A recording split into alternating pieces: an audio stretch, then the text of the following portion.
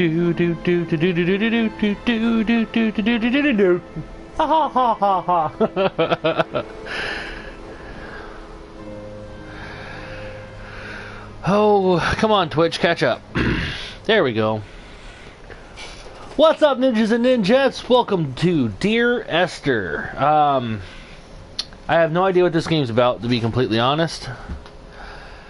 But I'm looking forward to playing it, so give me just a second here to get the rest of the way set up, because why the hell not? Alright, there we go. Start. Do I want the director's commentary?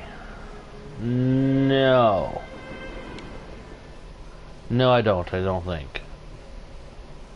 Do we need the director's commentary?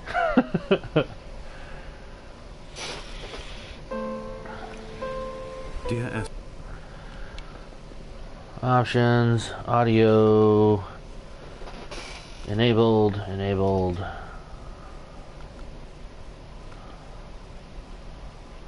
4 speakers, 2 speakers, 5.1 speakers. Alright, I've only got 2 speakers, but actually I've only got 1 because I'm listening to it on here. 2 speakers is fine. Audio, video. Yeah, we'll see how it is. Dear Esther, the gulls do not land here anymore. I've noticed that this year they seem to shun the place. Maybe it's the depletion of the fishing stock driving them away. Perhaps it's me. When he first landed here, Donnelly wrote that the herds were sickly, and their shepherds the lowest of the miserable classes that populate these Hebridean islands. Whoa! 300 years later, even they have departed. So you will sink down if you give it a second. The gulls don't land here anymore, so I'm guessing he's talking about seagulls. I turned captions on and I did not see them on there. That's a little frustrating. So who's this Esther that I'm writing to? Ooh, zoom in. All the top buttons zoom in. Okie dokie. Ooh. Oh, that turns that on automatically. I pressed X at the same time, so I was just trying to figure it out. That's a sad bathroom.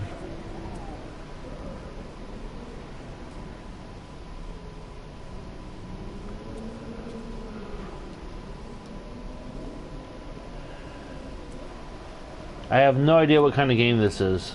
This is supposed to be... But, it's definitely gotten... Like, this would be a good horror game setting. Isn't that chemistry?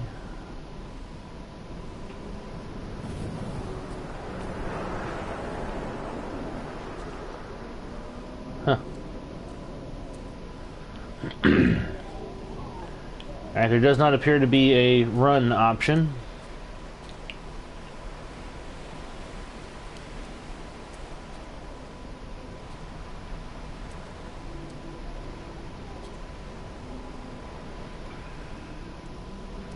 Yeah. Okie dokie then. You take the high road, I'll take the low road. We'll meet there together. This game is beautiful. Absolutely stunningly beautiful.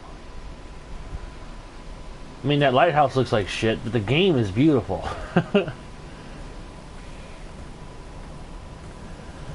That, and I've always, you know, that's one thing I've always wanted, is like to have my own private island. I know that's far-fetched, but and I don't mean the Pokemon. Far-fetched.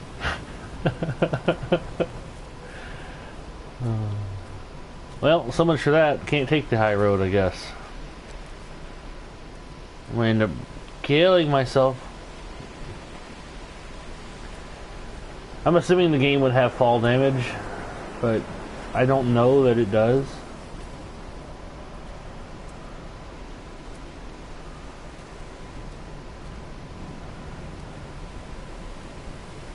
It really is a very pretty game.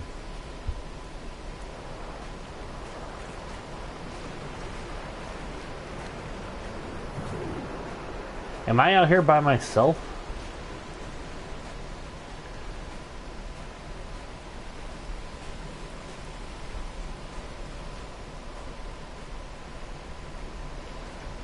Huh. Like, I can't interact with nothing. Doesn't appear. Okay, that path must be the one that takes me up. Walk along the beach in this awesome little countryside. When you were born, your mother told me a hush fell over the delivery room. There we go. A great red birthmark covered the left side of your face. No one knew what to say, so you cried to fill the vacuum. I always admired you for that you cried to fill whatever vacuum you found.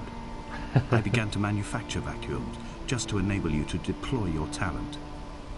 The birthmark faded by the time you were 6, and had gone completely by the time we met, but your fascination with the empty and its cure remained. I have no idea. I've not seen that movie.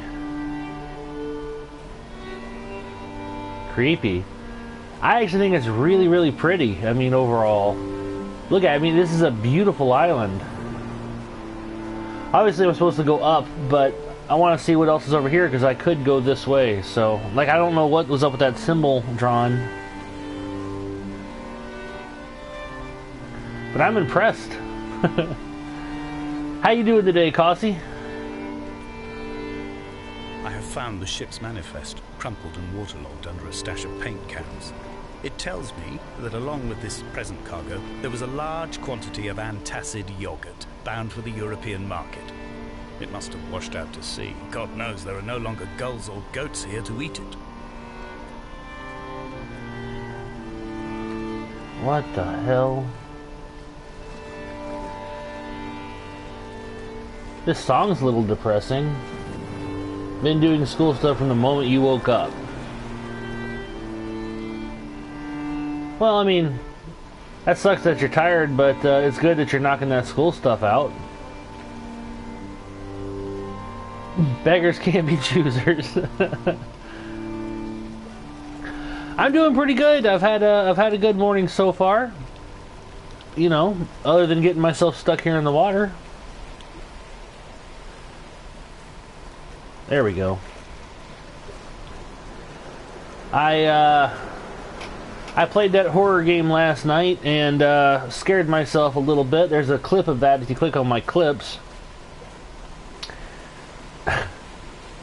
It totally jump scared me at one point. We did get all the endings though, so that's good. Ingenuity was laughing his ass off at me whenever I got jump scared.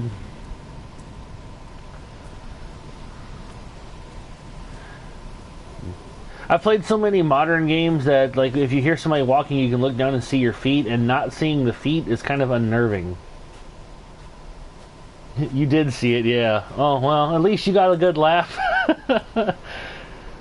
Man, I turned around and that guy was standing there. It really caught me. It was like, oh, shit! The very reason why you don't do horror. But I would love to watch you play a horror game, Cossie. It would be amazing. I really like the look of this game.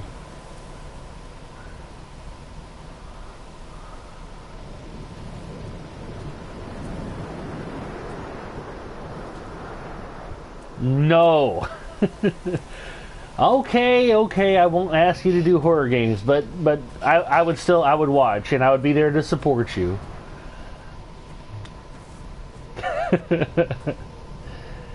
I think it'd be good. Donnelly's book had not been taken out from the library since 1974.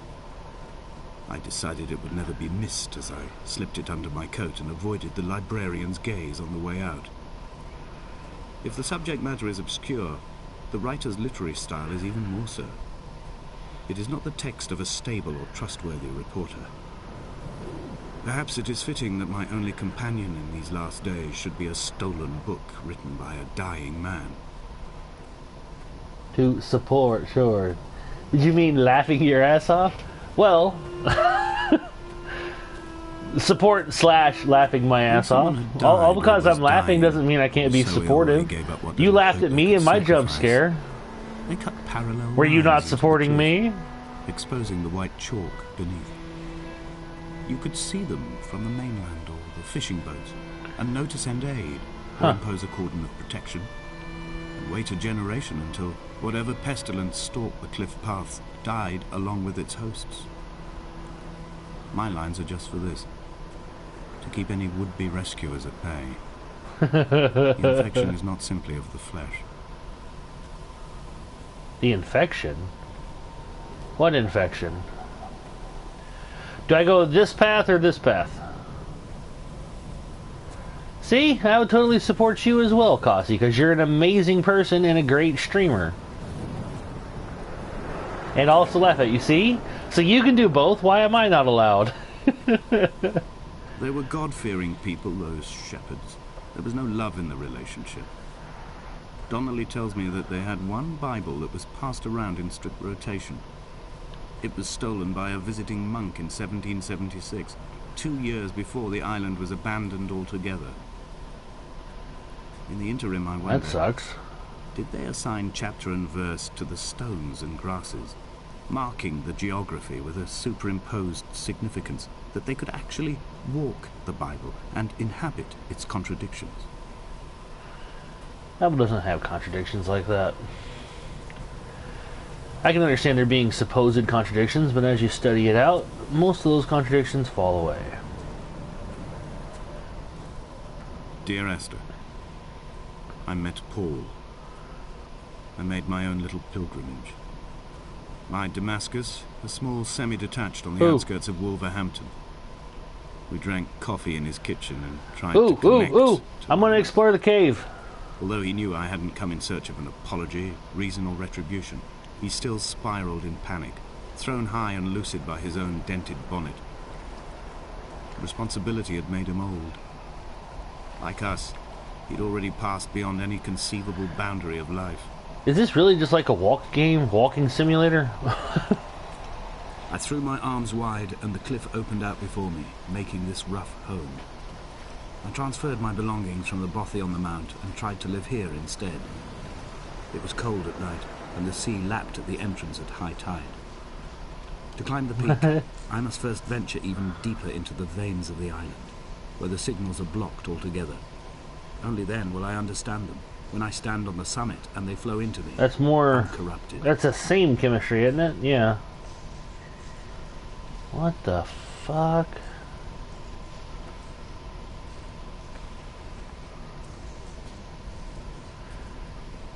Who's drawing this stuff and with like the weird eyeball looking things? I'm guessing those are supposed to be eyeballs. That's what I would assume they look like.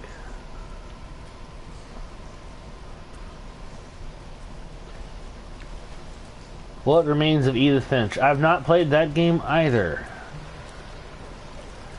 But I like this so far. It's good. Just a walkable story. Well, the game was free a while back, so I downloaded it, and this is my first chance I had to play it, and I was like, fuck it, that seems like a good game to play this morning. Because it is still morning here.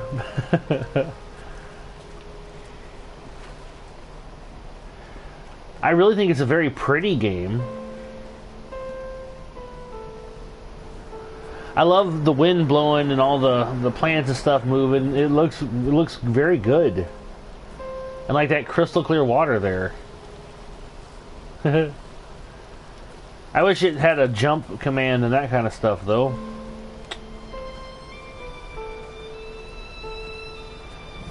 So I'm just walking this deserted island, writing to someone named Esther. May or might not pipe down, still got a lot of essay shit to do, and I plan on streaming today. Okay. Well, while you're doing the essay stuff, if you want to leave a lurk, I'd appreciate it. Yeah, okay. Thank you very much there, Cossie. Cossie Yupo. #1 amazing gal. I've become convinced I am not alone here, even though I'm equally sure it is simply a delusion brought upon by circumstance. I do not, for instance, remember where I found the candles, or why I took it upon myself to light such a strange pathway. Perhaps it is only for those who are bound to follow. Huh. So this guy is alone on this island for some reason. At least he's not stuck on like an ugly place. I mean, this is a very pretty island.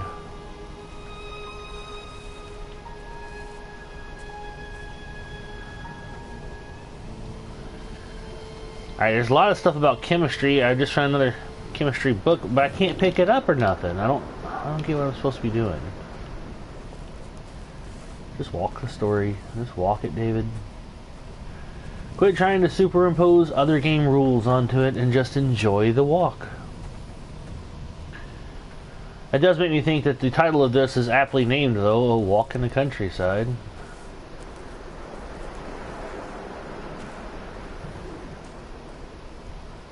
Wow. I love that view.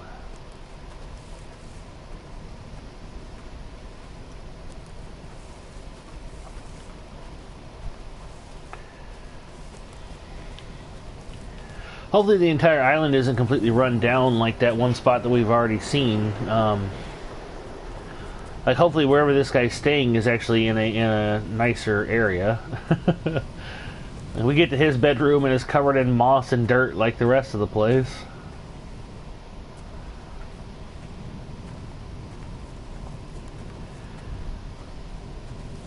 Could you imagine living on your own personal island? It would be amazing. Just amazing.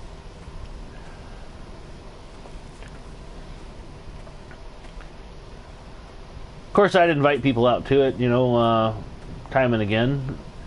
I think it'd be awesome to have like an entire town or something set up there, but you only use it once in a great while or something. Loading. You know, like have a town set up, but then once a year you invite all your friends out, and you guys have like a paintball war or something in the town. It'd be amazing. Dear Esther, I have now driven the stretch of the M5 between Exeter and Bristol over 21 times. But although I have all the reports and all the witnesses, and have cross-referenced them within a millimetre using my ordnance survey maps, I simply cannot find the location. You'd think there would be marks to serve as some evidence. It's somewhere between the turn-off for Sanford and the welcome break services. But although I can always see it If by your personal, you mean that there's also a mansion with gadgets and shit like that. Yes, of course. Not just, you know, owning your own island would be sweet, but obviously you'd want things built there. It would not be boring. You could go to the beach and just sit there and relax. It'd be amazing.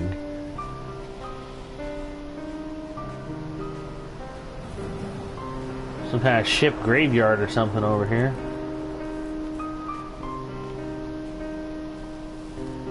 I like this island.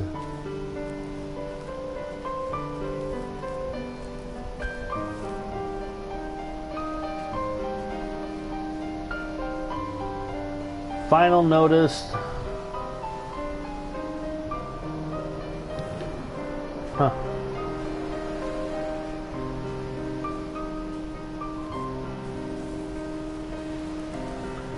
That's a buoy out there in the water. Ooh, it's a crashed ship.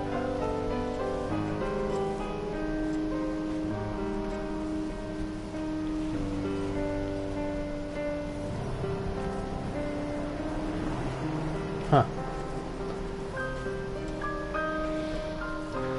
I hear stuff. I'm not quite sure what to think about it. Alright, I gotta turn on that music volume. It's really loud in the headphones.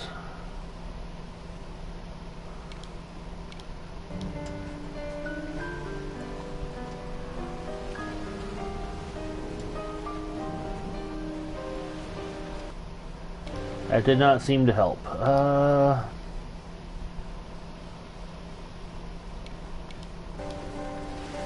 Maybe it did. I just don't notice.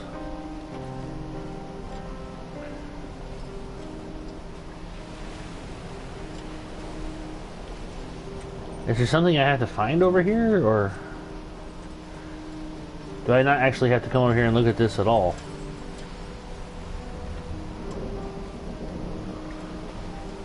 Like, isn't somebody pretty pissed off they lost all this cargo?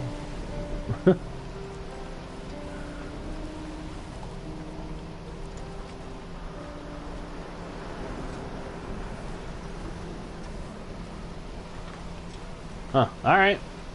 Let's head up this path, because I want to get to that blinking light over there. I'm also curious what goes on that way, but I don't know what to do. I had kidney stones, and you visited me in the hospital.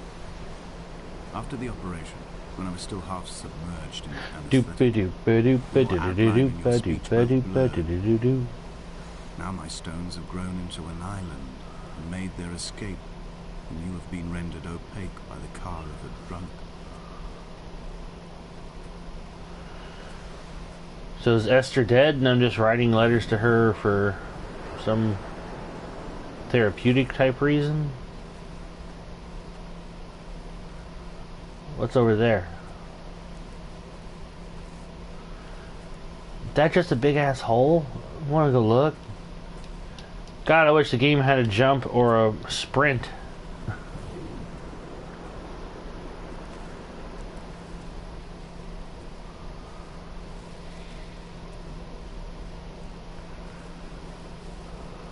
What charnel house lies at the foot of this abyss? How many dead shepherds could fill this hole?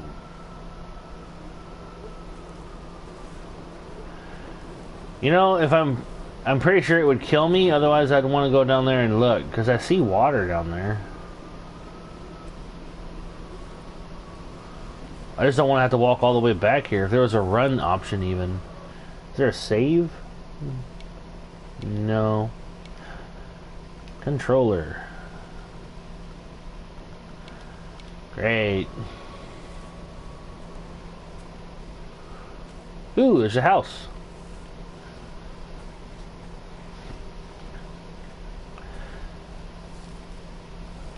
Be fun to have a little clip of like Leonidas kicking somebody in there. This is Sparta!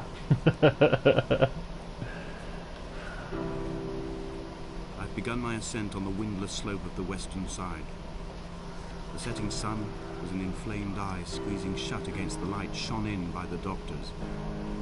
My neck is aching through constantly craning my head up to track the light of the aerial. I must look downwards, follow the path under the island to a new beginning. Looks kind of like a stable, the way that it's built.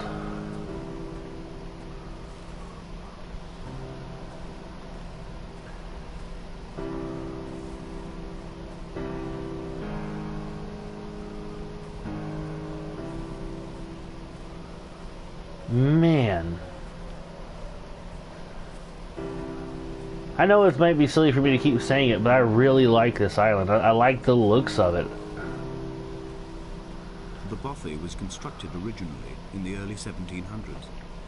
By then, shepherding had formalized into a career. The first habitual shepherd was a man called Jacobsen, from a lineage of migratory Scandinavians. He was not considered a man of breeding by the mainlanders. He came here every summer whilst building the bothy, hoping eventually that becoming a man of property would secure him a wife and a lineage. Donnelly records that it did not work. He caught some disease from his malcontented goats and died 2 years after completing it. There was no one to carve white lines into the cliff for him either.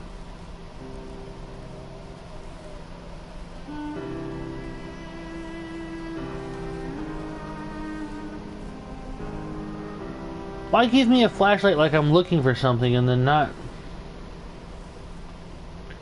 Illuminati confirmed.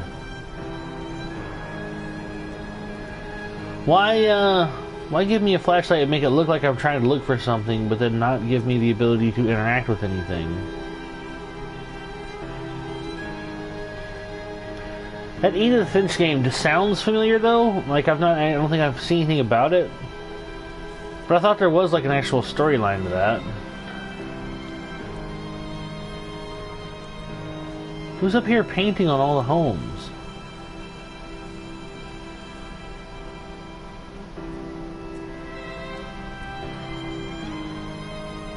My heart is landfill. These false dawns waking into the still never light. I sweat for you in the small hours and Something wrap my blankets history. into a mass. I've always heard the waves break on these lost shores, always the gulls forgotten. I can lift this bottle to my ear, and all there ever is for me is this Hebridean music.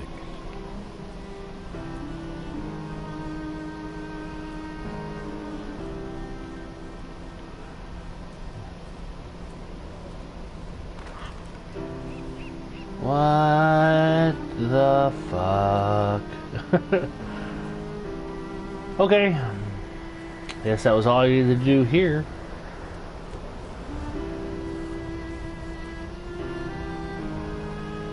Do I actually have somewhere to go, or...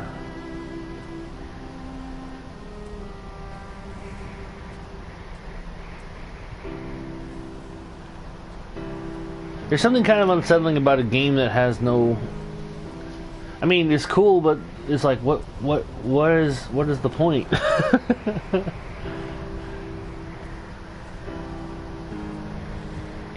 This really does seem like this would be a beautiful, horror game setting, you know? In a footnote, where you think you're alone out here on the island, and then at night, you know, someone comes and tries to fucking hunt you or something. System like a drunk driver.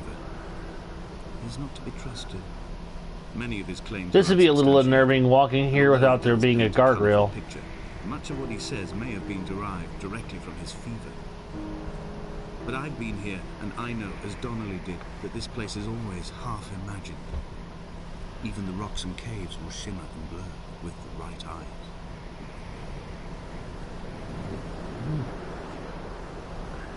Sounds pretty.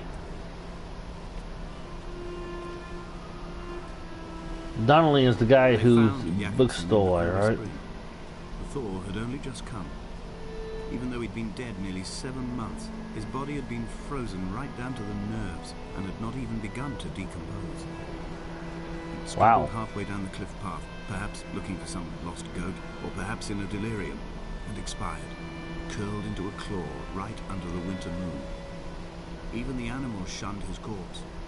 The mainlanders thought to bring it home unlucky.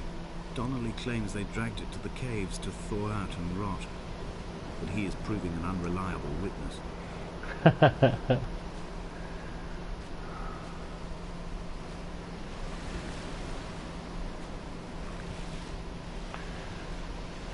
Alright, do we go over there, Climbing or down do to we the go caves, down I there? slipped and fell and have injured my leg.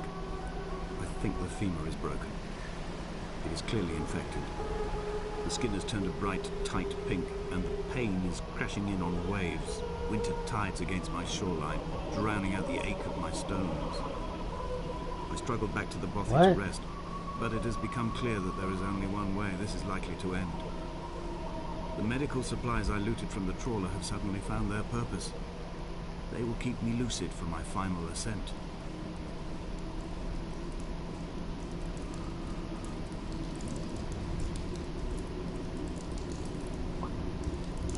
Wow, look at that!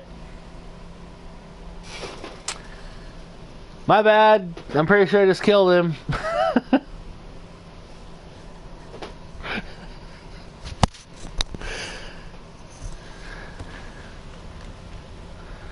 Did I survive? From here, this last time, I have understood there is no turning back. The torch is failing along with my resolve. I hear the singing of the sea creatures from the passages above me, and they are promising the return of the gulls. The seagulls suck.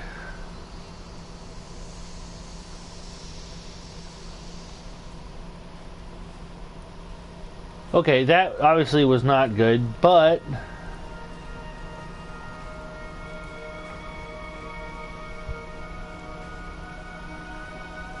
well, broken flashlight.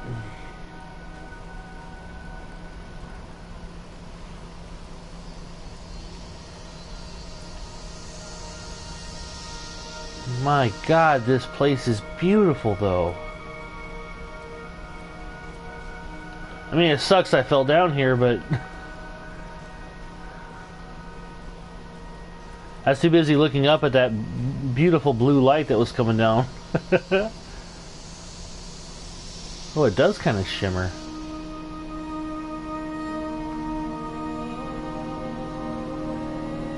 I got a PS4 Pro, it shouldn't have any problem rendering this game.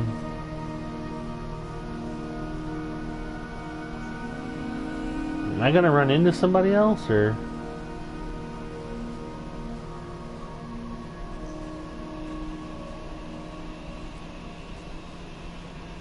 When the hell did I come down here and light all these candles? No other exit from this motorway. Speeding past this junction, I saw you waiting at the roadside. For one last drink in your trembled hands.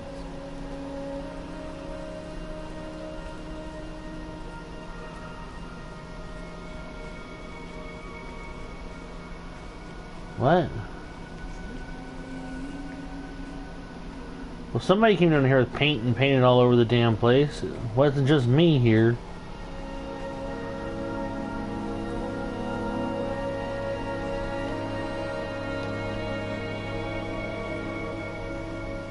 How do I get out of the cave?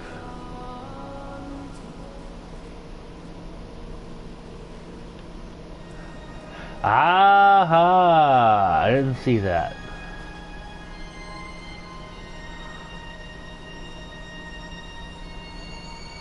Oh! Oh, it's so pretty! Oh my God!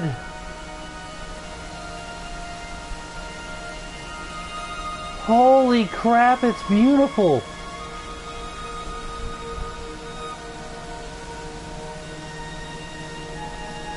Well, the only way forward is down, I guess.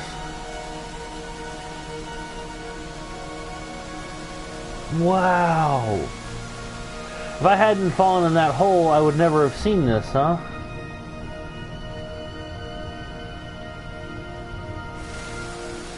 Could you imagine playing this game and not seeing that? That was beautiful.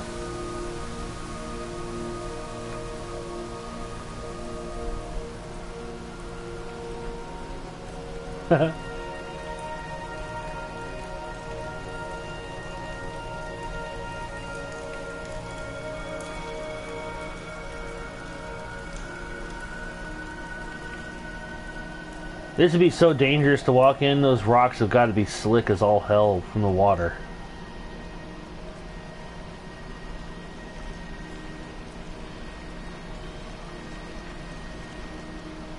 Can't go that way. Just wanted to see.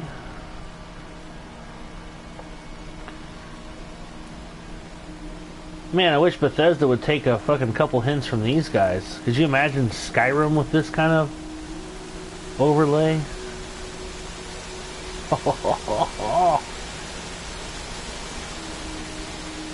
This, yeah, right here, this would all be so dangerous to walk on.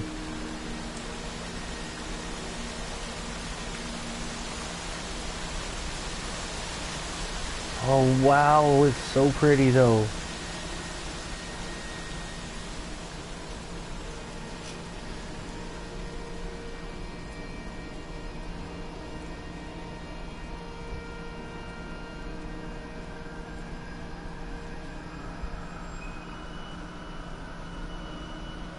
Oh, it's little glowing mushrooms. Are those really a thing? They're in a lot of video games.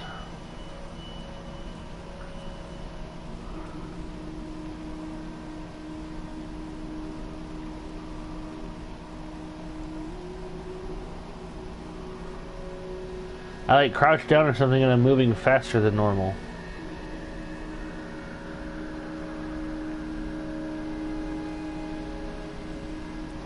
If the caves are my guts, this must be the place where the stones are first formed. The bacteria phosphoresce and rise, singing through the tunnels. Everything here is bound by the rise and fall, like a tide. Perhaps the whole island is actually underwater.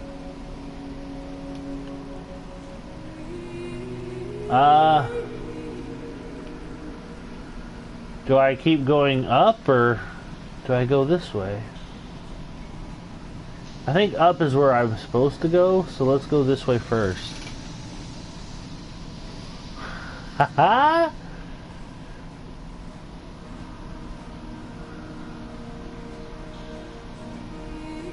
This may not be the most exciting game to watch, guys, but I'm having a blast. Oh my gosh. Those crystals have got to be worth something, right?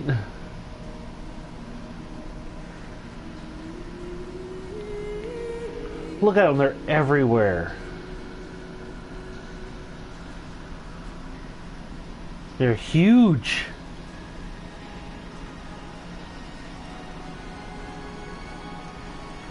And there's nothing down here. Alright. What about on the other end? Since there was... I really like that blue water too. God, I wish there was a jog though.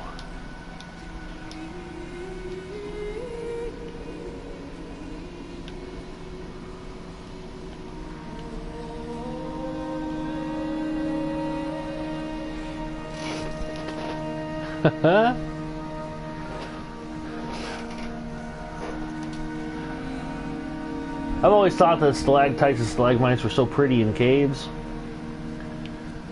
This is a real, you know, I mean, I get that it's a game, but this is a real treat for me to walk around in something like this. Especially to be able to walk around in something like this with no, you know, I'm not going to get hurt.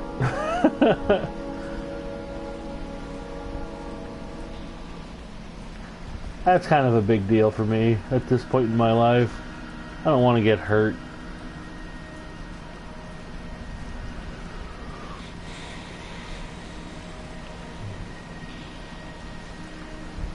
Those things are producing light as if they are the sun, which is neat.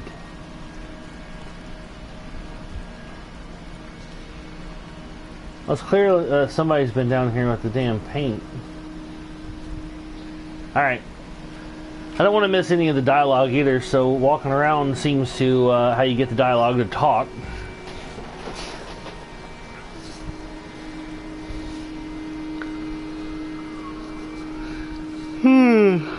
Man, I stayed up late last night playing that game, that horror game.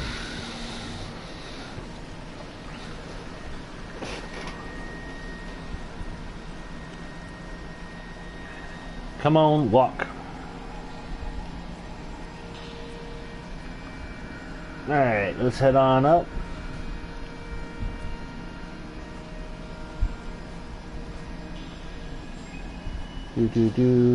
First one is there's also a mansion with nice gadgets and shit.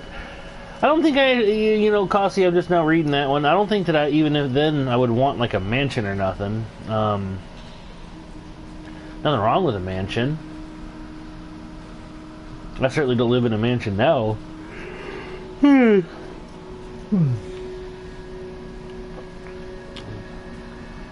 Should have played this last night in that horror game this morning.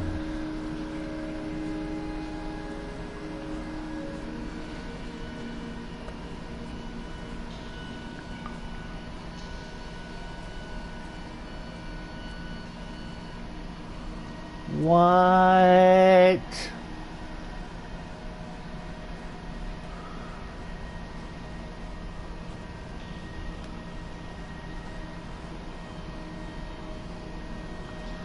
That's like the thing from Space Odyssey, you know, my God, it's full of stars.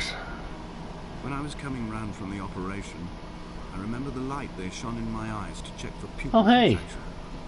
It was like staring up at a moonlit sky from the bottom of a well. People moved at the summit, but I could not tell if you were one of them. Is this that other place that I could have fallen down?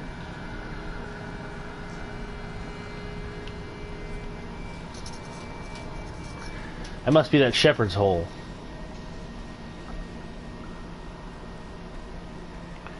Hey! Behold Damascus. I don't know what that word is. Whoa.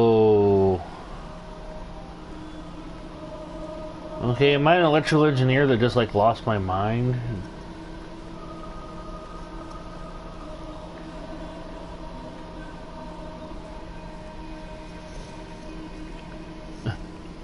Well, you see, Esther, I've had a lot of free time, and I went crazy because there's no one here to talk to. Away from being a city?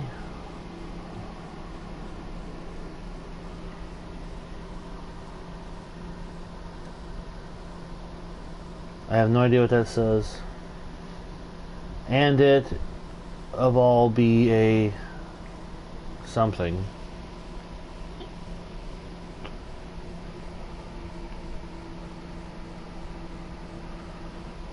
What the fuck?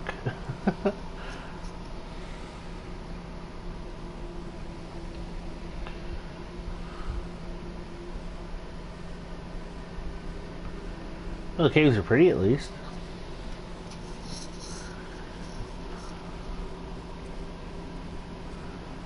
Oh, look at that water effect on the walls.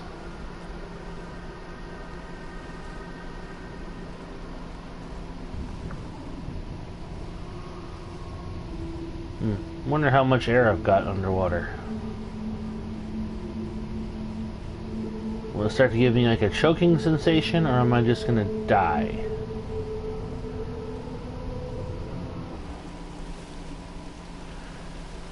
Dude, this guy's a badass. He doesn't even slow down. He comes out of the water, doesn't even need to take a deep, big breath.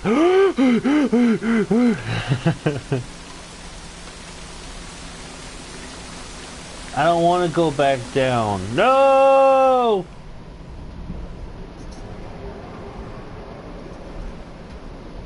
I didn't do that. I didn't do that. What the? What?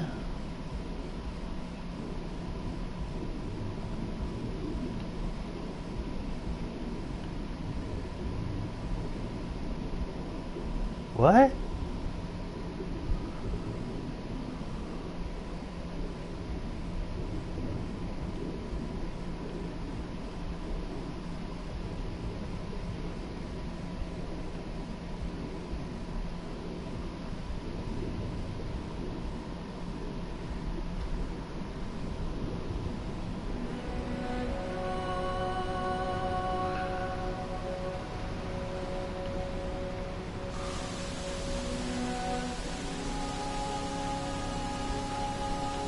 Okay.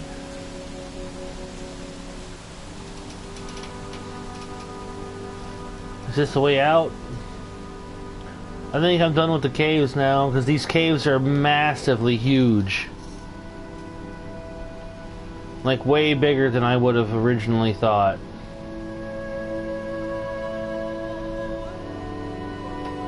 Come on, come on, come on, come on, come on, come on, go, go, go, go, go, go, go, go, go.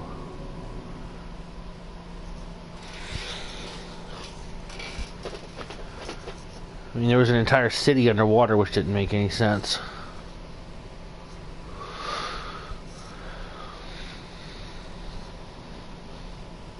Didn't make any sense to me, anyways. Alright, I'm gonna see real quick if I can get some, just a second here, guys.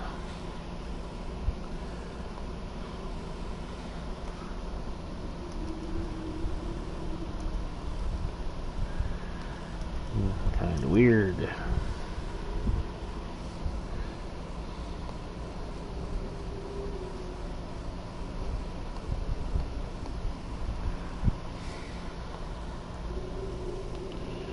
Do do do do do do do do do do do. Let's get some people in here, right? Trying to, anyways.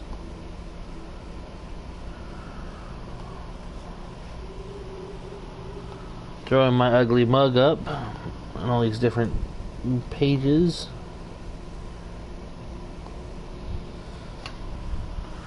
Why not? Okay.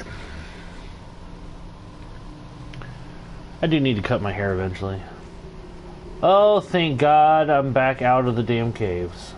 Okay, let's not do that again, shall we? And I was down there for a while. It's now nighttime on the island. And I don't have my damn flashlight anymore. I wish I could have known Donnelly in this place. We would have had so much to debate. Did he paint these stones or did I? Who left the pots in the hut by the jetty? Who formed the museum under the sea? Who fell silently to his death into the frozen waters? Who erected this godforsaken aerial in the first place? Did this whole island rise to the surface of my stomach, forcing the gulls to take flight?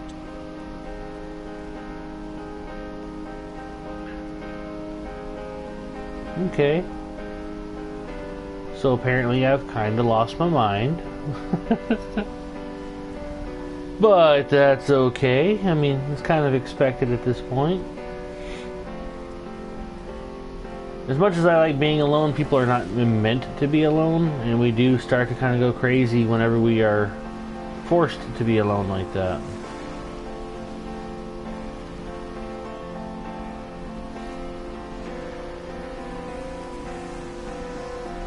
What the living hell?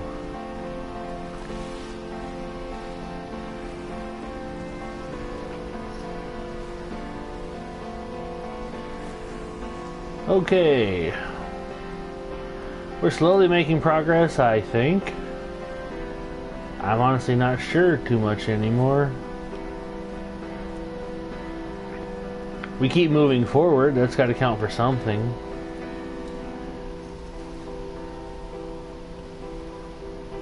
Alright guys, look at that. That's absolutely stunningly beautiful.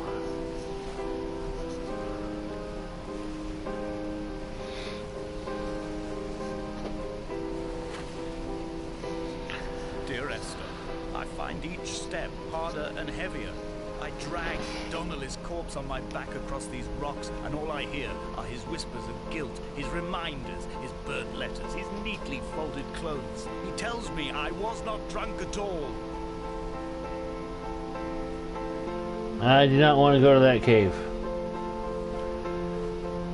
We've had enough of the caves.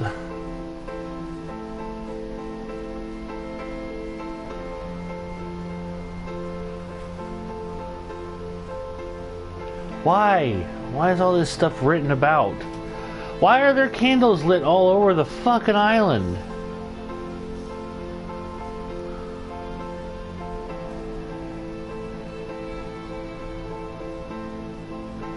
That's a very good question, Kasi. I would assume it appears that I'm ascending to heaven because either I've killed myself or something else is going on here. I don't know. Still life abstractions of the processes which had already begun to break down your nerves and your muscles in the next room. But this is... I crammed diazepam as I once crammed what? for chemistry examinations. I am revising my options for a long and happy life.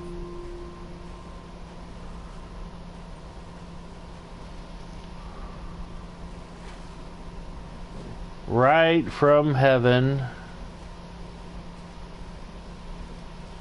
Show around.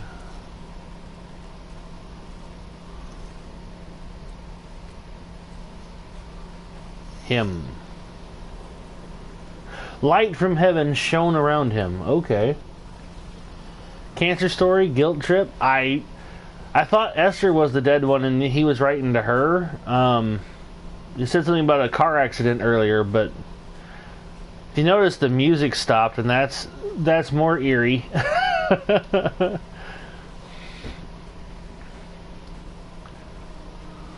What the fuck? Hey, there's another building. From here, I can see my armada. My armada? I collected all the letters I'd ever meant to send to you, if I'd have ever made it to the mainland, but had instead collected at the bottom of my rucksack, and I spread them out along the lost beach. Then I took each and every one, and I folded them into boats. I folded you into the creases, and then, as the sun was setting, I set the fleet to sail. Shattered into 21 pieces. Oh no, it's the second coming of Jesus. And and I sat here. Oh, if it was, until a lot I of stuff's saw going the to be sea. set right. I like that. From here I can see my armada. Look at this. He made all kinds of paper boats and sent them all out to the sea.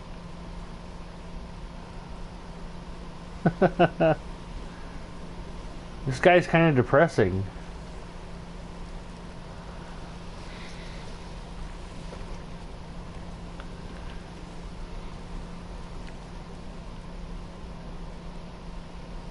Oh, and I fell.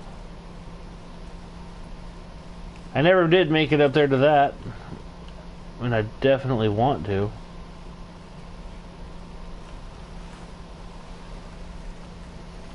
What the fuck?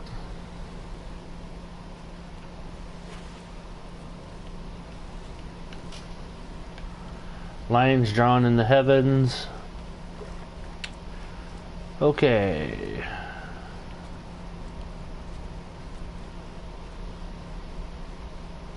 On a sudden, a light from heaven shone around him, and he fell to the ground.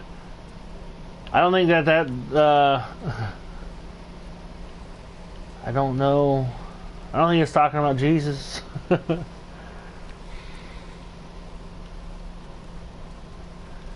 Did I walk all the way here to turn around? Alright. Oh, there's a path going up. We want to get to that beacon. That's where I want to go. And I honestly can't tell if I'm getting closer to it or not. I don't want to live on this island, that's for sure.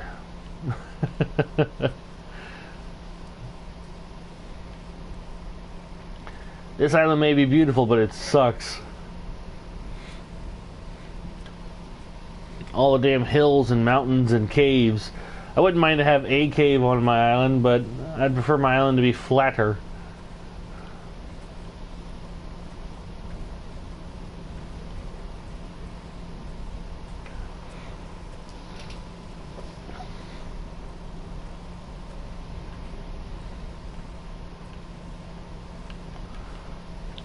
A sound of torn metal, teeth running over the edge of the rocks, a moon that casts a signal. As I lay pinned beside you, the ticking of the cooling engine, and the calling from a great height, all my mind as a bypass. What? So were we in the car together when it wrecked?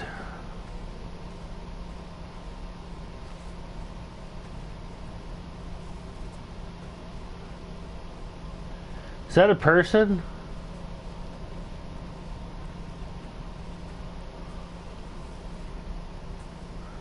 I thought I was alone out here.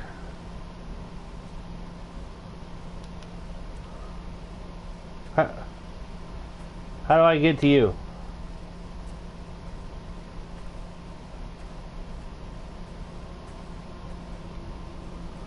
It definitely looks like a person, right?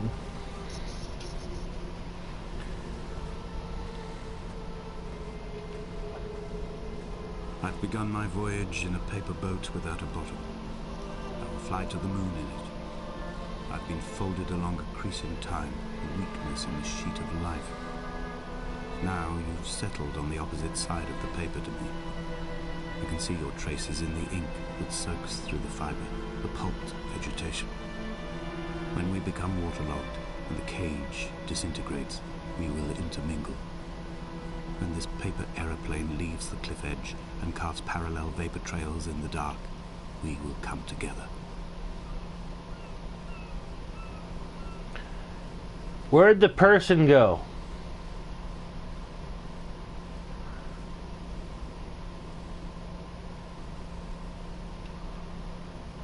There was definitely someone standing here.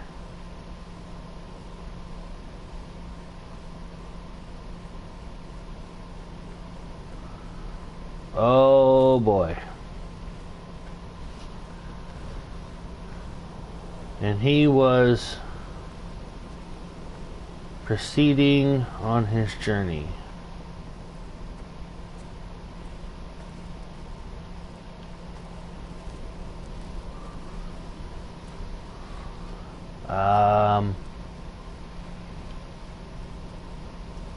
I'm not crazy. There was a person there, right?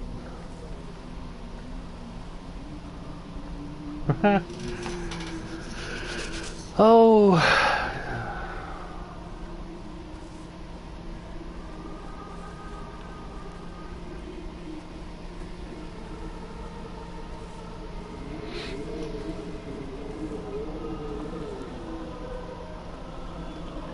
Did he eat nor If drink? only Donnelly had experienced this, he would have realized he was his own shoreline. And neither did he eat or drink. Just as I am becoming this island, so he became his syphilis, retreating into the burning synapses, the stones, the infection. Didn't see he was bullshitting an essay. Well, I'm certain there was a person there, Cossie. And when I got to where the person was standing, there was no person. And then I looked around and there was nowhere for the person to have gone.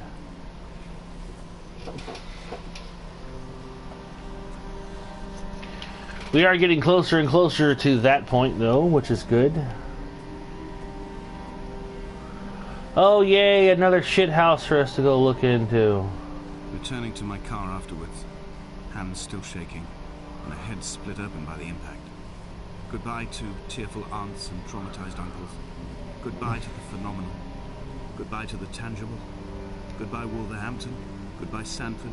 Goodbye Cromer. Goodbye Damascus. This cliff path is slippery in the dew. It is hard to climb with such an infection. I must carve out the bad flesh and sling it from the aerial. I must become infused with the very air.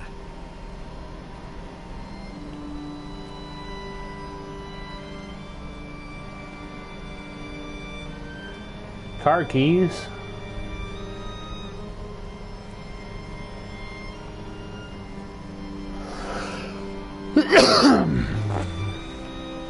This a pillbox? Like a sniper's thing? Wedding rings, it looks like.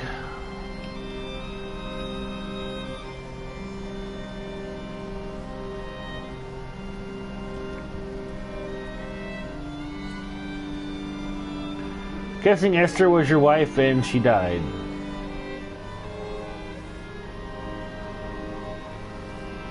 And you can't get over it, so you came back to the island. And you plan on living out the last of your days here? Or you're already dead?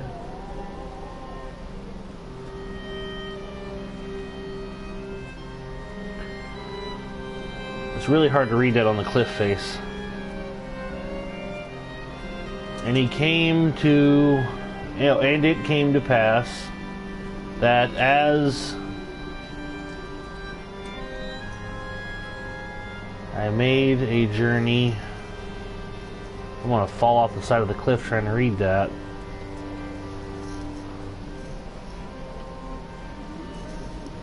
Sorry, dude, guys. I don't know what it says, and I'm not risking taking a step out.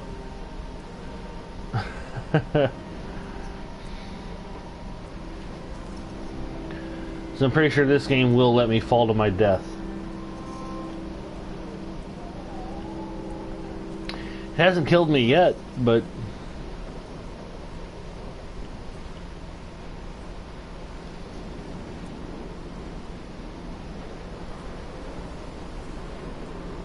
I have dredged these waters for the bones of the goat. how Traces of Donnelly, big is for this any sign of island? Jakobson's flock, for the empty bottle that would incriminate him.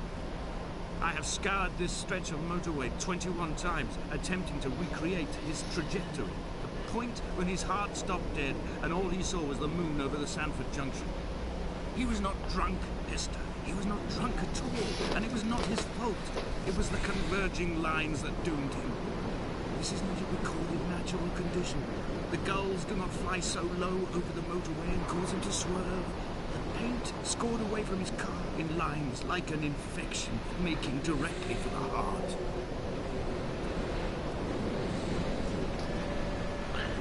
So I think that the guy who we're playing as was drunk. He got into a bad car accident and killed Esther, his wife.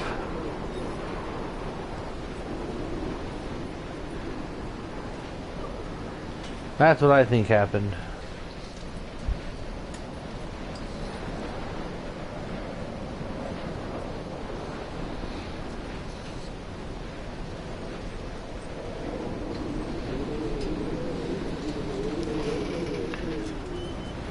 Got no proof that that's what happened, but that's what I think happened. I have run out of places to climb. I will abandon this body and take to the air. Please, Lord God, make me a bird so I can fly far, far Dear away. Esther, I have burnt my belongings, my books, this death certificate. Mine will be written all across this island. Who was Jakobsen? Who remembers him? Donnelly has written of him, but who was Donnelly? Who remembers him? I have painted, carved, hewn, scored into this space all that I could draw from him. What the There will fuck? be another to these shores to remember me. I will rise from the ocean like an island without bottom, come together like a stone, become an aerial, a beacon, that they will not forget you. We've always been drawn here. One day the gulls will return and nest in our bones and our history. I will look to my left and see Esther Donnelly flying beside me.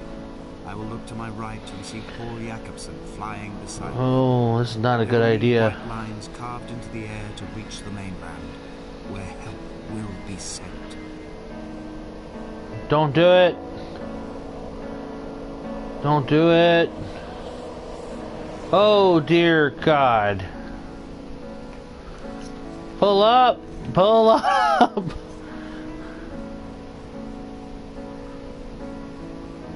Why isn't he screaming? I really feel he should be screaming.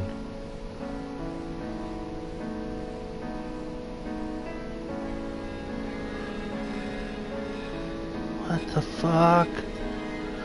Pull up. Yeah.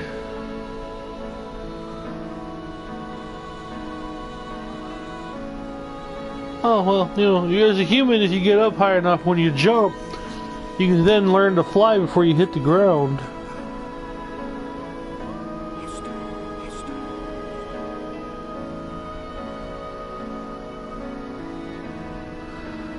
It was up there on that rock face there where the person was standing. Hey Nick, how's it going? This game is really weird.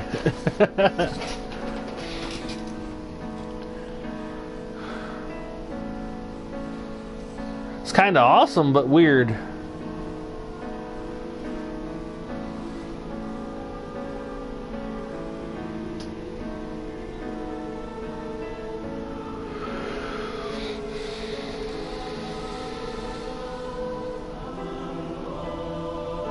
Was it going to take me over here to see the little armada again?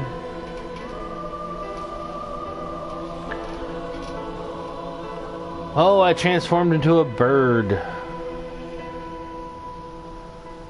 Ooh.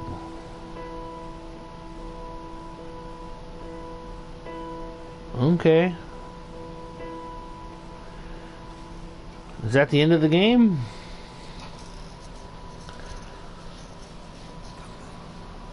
Come back. Is that...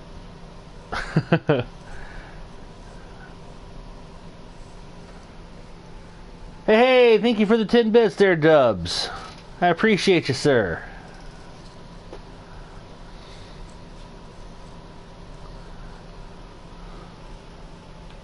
What?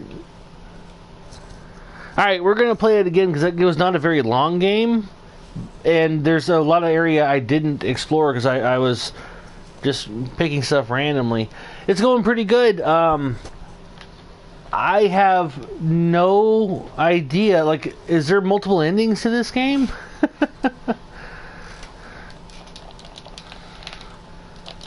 I can't skip the ending here. That was so weird. I wanna do it one more time. That was an experience for sure.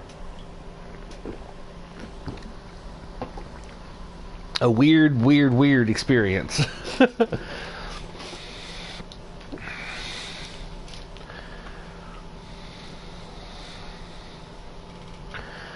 Okay, so what I think happened is that you were the guy walking around the island.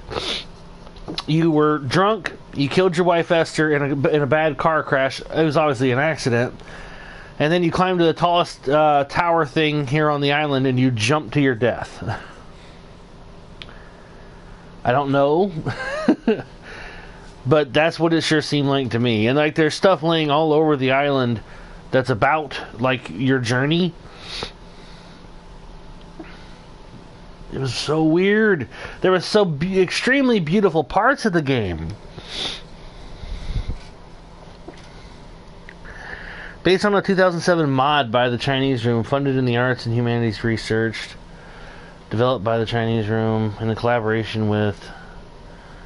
So this was a mod to a game somewhere? That's cool! What game did they mod first?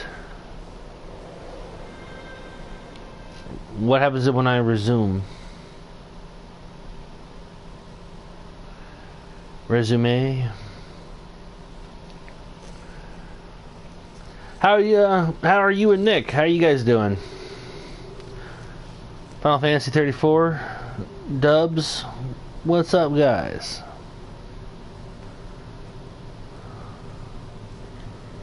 Alright, start me back at this cave. Exit the main menu. Let's actually start over. Oh no, I did everything. Director's commentary. I want to hear what the directors are saying now. Because maybe they'll fill in some of the blanks.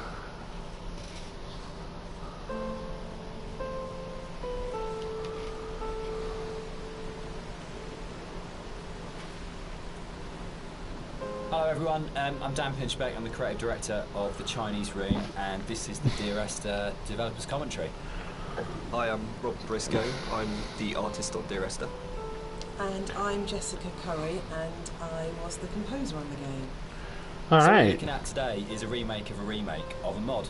Dear Esther started off in 2007 as a Half-Life 2 mod that did really, really well in the modding community, which was fantastic, and as a result of that attracted the attention of Rob, who worked as the primary developer on a Source remake of the game that was released in 2012.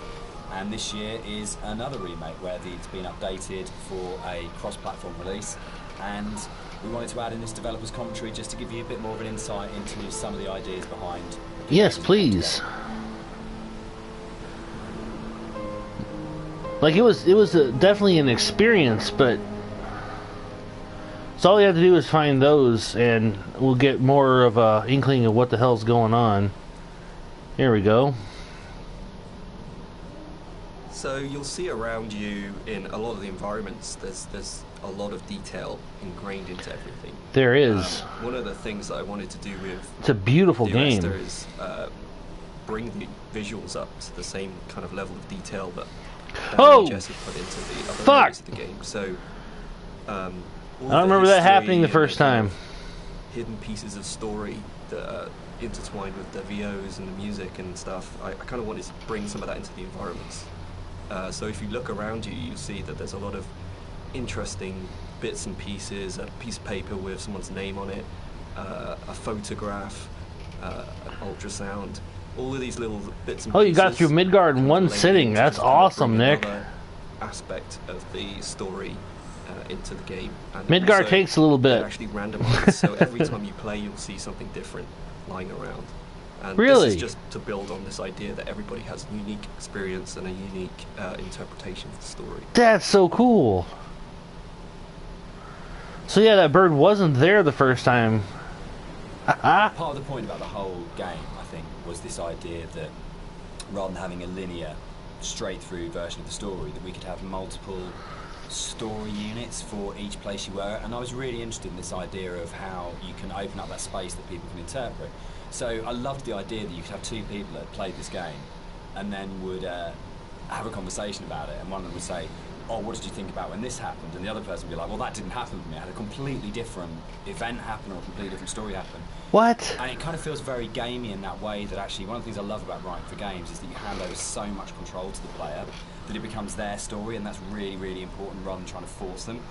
So using randomised blocks of voiceover in the game and the kind of randomised prop details that Rob was talking about means that it gives it a really different feeling every time you go through, and that's kind of interesting for me, because I like the idea of going, well, not everyone has to have the same experience. That's and because awesome. It's interactive. You have the capacity to have very different experiences occupying the same space.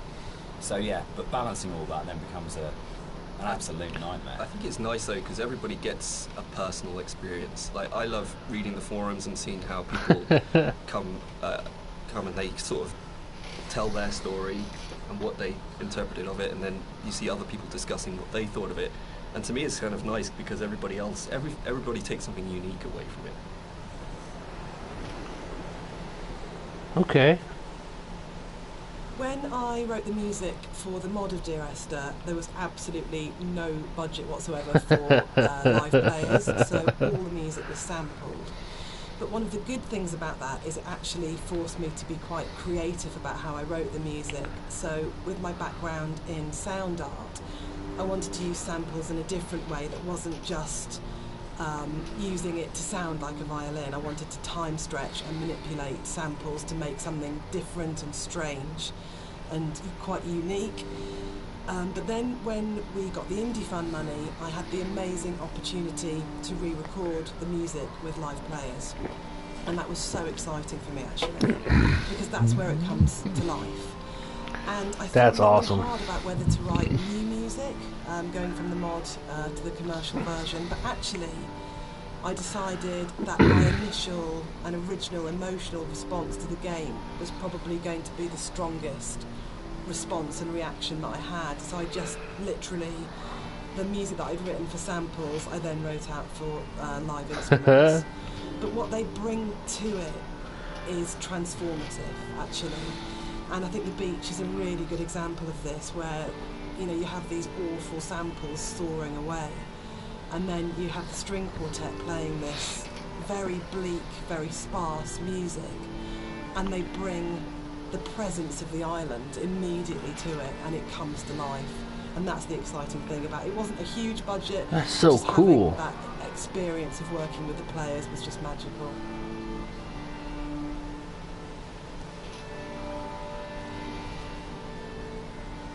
Everything about Esther for me is a dream. The landscape is not an island, it's the dream of an island. The music is like music that you wake up because you've heard in your sleep, but you're not conscious of hearing it. And the language and the story was supposed to be like that as well. It didn't matter the sense it made, it was more about the kind Yeah, of it definitely doesn't make a whole shapes lot it of created, sense. if that makes sense.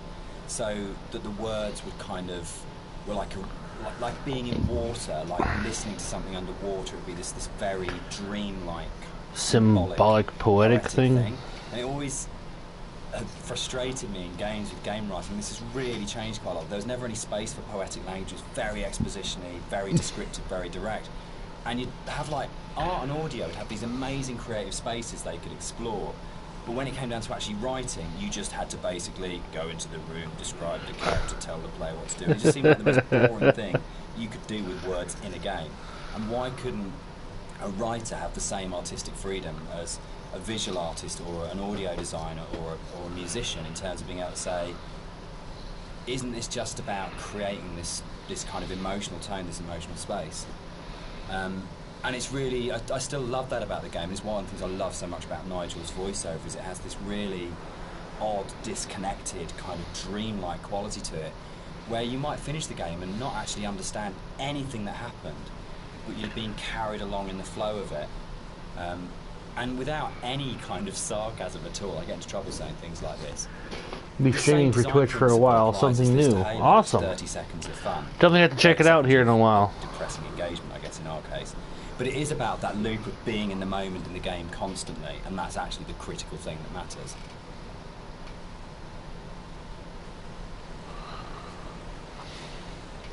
Sorry, I'm actually really interested in this. Golden ratio is one of the Oh, really it is the golden ratio. In the original mod, there was an awful lot of more kind of symbols and Haha. kind of much more kind of mystical, sort of magical element to the island. That's There was a lot of very weird stuff in there. Fibonacci. A lot of them came out Fibonacci's of golden commercial versions. They felt ratio. like they were a little bit explicit. Instead, there's a lot more hidden kind of codes and symbols in there. There's still some stuff which you can only actually see or experience if you are not playing the game, if you're looking at it from editor. We had in the original mods things like trees planted to mirror the shape of the M5, or there's a whole bunch of things that are there to represent Really? star clusters and all kinds of things like that. And we'll probably talk a bit more about kind of like hidden details and the secrets of the game. That's kind of cool. But that was really interesting for us in terms of the design of it, of going, you've got your kind of, your conscious, explicit play experience, but games are always constantly manipulating your mood and your feelings and the decisions you're making. And so really trying to create a space that had all of these kind of subliminals in it was a really interesting thing that we wanted to do, both with the original, and then I think it got lifted up into a much more sophisticated version when we went to the commercial, because Rob was able to bring that sort of level of artistry to the visuals that really got that kind of sense of hidden meaning in there. And that was really important, given how kind of complex and symbol heavy and poetic the story is, where a lot of it doesn't actually make any sense. But Well, at least it wasn't about just me kind of who wasn't leaving following. these, I guess, like the half-life of ideas and thoughts that you can't quite shake that stay with you. So we really were trying to get that blend of how music, story and visuals could all create that really sort of uncanny structure. Good turnout yesterday. Yeah, we were in there blowing your channel up, man. Properly, but you knew it kind of had a meaning that was staying with you.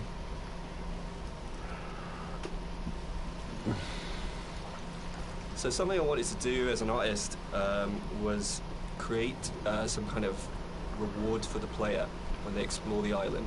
There are some areas of the game where it's a little bit more quieter, there's no music or there's no voiceovers. So I kind of wanted to create a bit of an incentive for people to explore.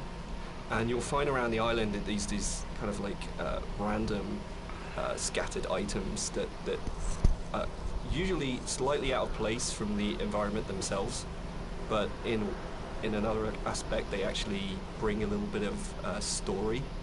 I wish there was a little more interaction in the game, though. To the actual protagonists or you know, the characters that surround it. So you'll find around the island these little props and stuff. Just keep your eye out for it if you're exploring.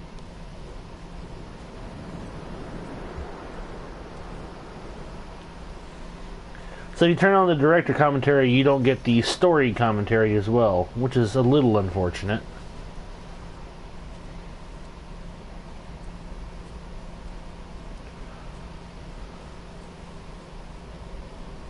So people have asked why the Dear Esther is set on a Hebridean island.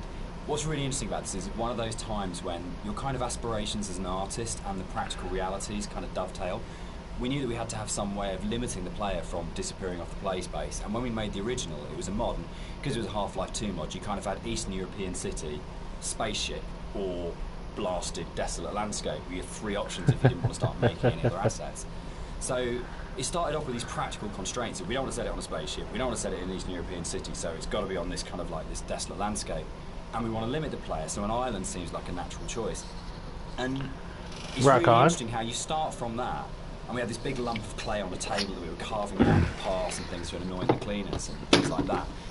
And Jess and I were talking, and Jess started making sort of snippets of music to kind of go in there.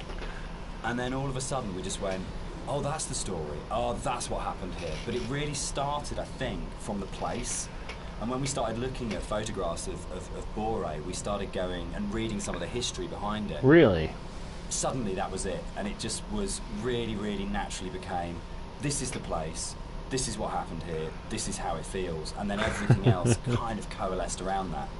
That's unique. Yeah, I think as an artist it made my job a lot easier, because those islands are so kind of like, the environment is kind of hostile. You're out there in the Hebrides, you've got this kind of like inclement weather, you've got cold, rain, snow. Sorry, it's a very kind of... I guess we don't have to listen to all of these, but I'm interested. Depressing place to be at times, but it's also at the same time very beautiful, and it's this kind of like stark. We are kind of stuck in where we're going, so we're going to try a couple different things as we get further up where I didn't go before. Me to portray a lot of the themes in Dear Esther. And there was a natural fit with the music as well. It suggested a musical style, which was really key. I wish I would have kept these snippets short enough that as you were walking around, you could listen to them before you reach the next one. Memorable themes. And a slight confession is that probably the most memorable theme, which is Remember in Dear Esther, wasn't actually created for the game. Rob's looking shocked. So it was actually from a piece of choral music that I'd written years before, based on a Christina Rossetti poem called Remember. And one of the things I was talking about earlier was how I didn't have any budget. So I had this piece of choral music, and I thought, hang on, this is absolutely perfect for Esther. But I don't want to use all of it. So the only bit that you actually get in the game is the first line of the choral piece of music. And that actually went on to form the main theme of the music that I wrote. And I think for me it's really interesting about how things that you've written earlier, years before, sometimes come in really, really useful and fit. So I always tell people and students not to despair if something doesn't get used or doesn't work at the time, because actually there'll come a place or in a time where you think, hang on a minute. Okay, got this session pretty much done for now. Gonna go and do my own stream for now, so bye! Well, see you later, Cossie. Thank you for stopping by and hanging out for a bit. A multitude of different ways during the game. And one of the things it does is helps you to identify the kind of psychic place that you're in the game. Oh, that's so cool. So the theme is played in lots of different ways, and actually you'll notice that as you go through the game, it becomes more and more broken. Alright. Sorry, game. White Lines. Yeah. They actually did this. It was really cool. I found this historical document. They used to do this on Bora and the Hebrides. If the disease broke Really? out, they'd actually chip out and expose the chalk. So if you're on a boat and you were coming to the island, you know not to land because it was infectious, which is the coolest, most amazing. It's one of those things where you go, it's almost impossible as a writer to come up with something as cool as that. It just has to be something that was actually done, and it's so sad as well. And I love this bit and the fact that we can do it because it feels really real because it references a real thing. And I know there's something really special about that, but it was always one of those bits in the game that I thought, we've got to be able to represent this somehow. We have to be able to get these things in here. Yeah, I mean, that's really interesting. I actually didn't know that was actually based historically in real life. That's really cool. Because my thing about the White Lines is that it was this completely surreal thing, but also it was kind of like at one point it did sound kind of like it was a zombie apocalypse type thing. I don't know. And putting that into the game was kind of challenging. This game's weird, but kind of cool. It's going to be really hard to pull off. In a way that's alright. Something that I wanted to bring through in the art of the game was the same kind of fidelity that you find in both Jessica's music and Dan's writing.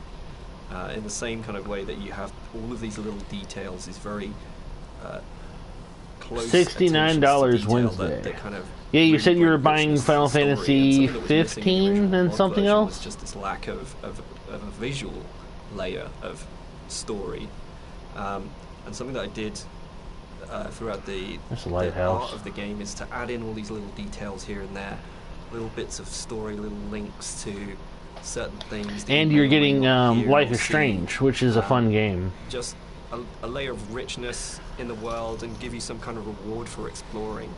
So keep your eye out as you look around. You already said that. There's a scene in Donnie Darko where I have seen Donnie Darko. His English teacher just talks about Celador as being the most beautiful word in the English language, and about how it's the sound of the words together. And Dear Esther actually comes from the introduction to From Faith No More song, the Crab song on the first album, Introduce Yourself. And there's a point where I think it's Chuck at that point as the vocalist before Mike Patton just says Dear Esther, and it really lodged with me because the sound Dear Esther just has a really amazing sound to it. And I think when we started making it, and the idea of it being this series of letters to someone came through, it just came straight back out of going, that's just a really beautiful sounding combination of words. And I think that really sums up the whole approach to the writing in Dear Esther of what's the most beautiful combination of words and images we can put together, and to do it that way rather than writing a traditional plot as such. I think the central question to the entire experience for most people, is there anything else in here? Is this idea of, is the island real? Is what's going on a literal event of a man walking across a Scottish island, or is it a dream that he's had? Does the island even exist? And one of the things that we try to do with the writing is to constantly... Well, then he also plummets to his death and turns into a bird, so... got an understanding, they made a decision about what they thought was going on, and then to undercut it. So you never actually were able to settle on any one interpretation. And that was the challenge I set myself when I wrote the original mod, was can we put a story in a game that not only lends itself to multiple interpretations, but there is no stable interpretation. Every single interpretation you have will always have questions, and you'll never be able to fully trust what you think you understand about the game. Oh, that's a dick move, game creators. It's challenging, I think, for that result. It becomes quite a challenging kind of game story because of that, because you don't ever get that situation to go, I understand it now, I can walk away from this thing, and it's all closed off and it's tidy. It was a very deliberate attempt to say, no matter where you think you are with this story, you're always questioning whether or not that's right. One of the things that's been most commented on with the audio and the music in Dear Esther is how sparse it is. And that was what a really dick move. Final Fantasy tactic. 12 and Life is Strange. Oh, it's 12. Okay. Room for the player to think. Pretty sure and Kossi is to dream playing and to Final wonder Fantasy, one of the Final and Fantasies. to put their own interpretation into what was happening. We'll probably And I raid think her the once problem with I'm so done here. much modern media is how bombarded we are constantly. It's the kind of MTV flash in your face, constant music. And Dan and I watch a lot of drama together, and that really is constant Endless, music. which is constantly telling you what you should feel, like really clearly, and it's like being kind of beaten up by the music sometimes. And when you read a lot of reviews of Dear Esther, a lot of people say they had this time to think and to interpret. Well, I and thought that there was was an one of their actual favourite like things, story or that something, they but placed themselves so directly into the game, and it's their experience, and I think that's actually the greatest success of the game on all points, from the story. So there's a lot of places in the game where you see a lot of strange things, and this is very deliberate. One of the things we wanted to do is just kind of like, well, yeah, you wanted kind of a not dream spoon-feed typescape. the player every little piece of story. We kind of just some things are literally just in there to just kind of let you think and let you decide on whatever you want to bring to the story yourself. That's a so dick move. It's kind of like I approached it like an impressionist. Okay, painting we where went you've this got, way like, last time, it's so kind of it looks like very there's another vague outline path going up of this things. way. But if you stare at it enough, Sort you of. can kind of like fill in the spaces, and kind of the image comes together on its own. So Or not. a lot of these kind of strange pieces of geography and stuff, that's really kind of deliberate in some ways, just to kind of keep the player's mind open and kind of bring their own interpretations of the story through that. Why didn't you give us the ability to run? That's what I want to know. This game is very pretty, but it's almost not a game. It's more like an interactive story. But like the creators are saying, you know, it's kind of an interactive story where you don't really get you're not really getting to. It's an interactive story with holes. You're not really getting to experience everything about it, which is so unique, but weird.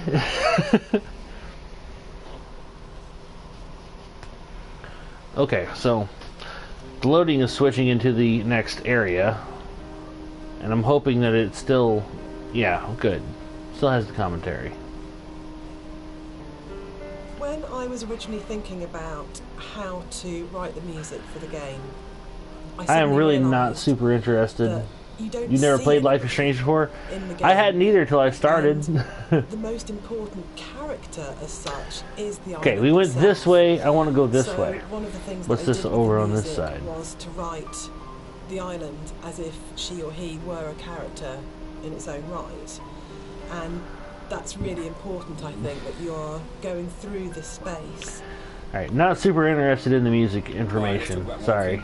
Let's do it. We're gonna address the elephant in the room, the very, very slow moving elephant. Yes, In the room. So this might be a thank longer, you. Conversation because it kind of fits with that. So Esther was the first of the what are now called walking simulators. Oh, and really? it was really interesting that I didn't know that. for us it didn't feel that weird to have a game that was slower than normal, where actually there was lots of time to just walk around and think and look at things, and it was amazing at the time. I would love This if you was could seen run. as completely revolutionary, and it's really interesting, and it's amazing to see how many other games have kind of like taken it on board. For me, it came from, I didn't see it as being odd to have a game where very little happened, where you thought about what you were doing. For me, it was kind of interesting that you could play some of the best moments in Doom over bits when nothing's happening and you're just doing it, or System Shock, or those games that I absolutely Really? love. Those quiet moments were the really powerful ones. But Esther is definitely slower than a lot of games, and I think that's actually why it's lasted. I think if we did have moments where we went, should it be faster, should we put a sprint button in, but I'm so pleased that we kind of held our nerve and went, no, just as like in real life, I don't run everywhere because that would be weird. It's okay to have a game where you don't run everywhere. God, I Actually, it's wish you would weird have put a to run damn everywhere. But if sprint you button do in. that, then you've got to support it Holy in a way shit, that is that the one I music jumped will from? really That's powerful way as out support there. change of pace. What's really funny for me though, Dan, is that shamefully I'd never played a game before I worked on Dear Esther, so I didn't realise that all games weren't like this, which is now looking back really naive. But I didn't realise that games didn't have. It's a very pretty you know, game. always have this slow. I keep pace saying that, and but it is a lots very of pretty repetitions game. of games out there, and that actually wasn't really the case at the time, and that's exploded since. But in terms of the music, supporting that pace that Just you curious. set emotionally. Alright, felt really again, talking about the important. So music, if I you- don't care so much about the music. The radio mast in Dear Esther was obviously there as a really important kind of design feature, as well as its place within the story. And that, I think, came from, was really interesting, it being a Half-Life mod to begin with, and the Citadel in Half-Life 2. Oh. That it tells you how far you are through the game. Damn You're it. always looking up to the skyline, am I closer to the Citadel, can I see it? And it lets you know how near you are to the end of the game. And it was really important because Esther's so open in a way, and because there isn't this, you're not using kind of shootouts or kind of gating it with combat encounters to kind of constantly keep you moving. That it was really, really important that you always had that focal point of going, I know exactly from the beginning of the game, virtually right from the start, you know where you're going, you know where the game's going to end up, and you know that sooner or later you're going to be either at the base of that thing or climbing that thing, and it's always there, that red light. Whoa. And I think particularly with the colour palette of the game. Hey, thank you for the fact host you've there, got Savage. very, very, Thank you clear very red lights, much. unlike any of the other colours in the game, immediately tells you as a player, this is what the shape of this thing is going to be. This is where I'm going. This gives me a purpose, even if the sort of This moment is by such a moment is a bit weird more game. abstract. Yeah, and navigationally as well, it helps you. It draws you in the right direction. So something you'll notice as you look around the environment is, from a distance you see the landscape. It's kind of a beautiful place in some. Welcome everyone. But something I wanted to bring to the. I already to the played game through is Dear that Esther once there's on a this second stream. layer This is the beneath, second playthrough the with surface, whereas director if you look at commentary. things closely, you see that the actual island 'Cause itself is very polluted. It's kind of This is a very, really strange game. rotten. I like it, but everywhere you it's look, every rock, strange. Every grass surface, it has this layer of filth on it, and it's kind of been put in there just to kind of emphasize further that this island's a really unpleasant place to live. It's like if you scratch the surface, you see like just how corrupt this island is. Ooh, I didn't see that last time. I wouldn't say the island is corrupt necessarily, but I understand what they're trying to say. It's definitely a strange island. Not crazy about the not being able to run, or at least sprint for a short period of time.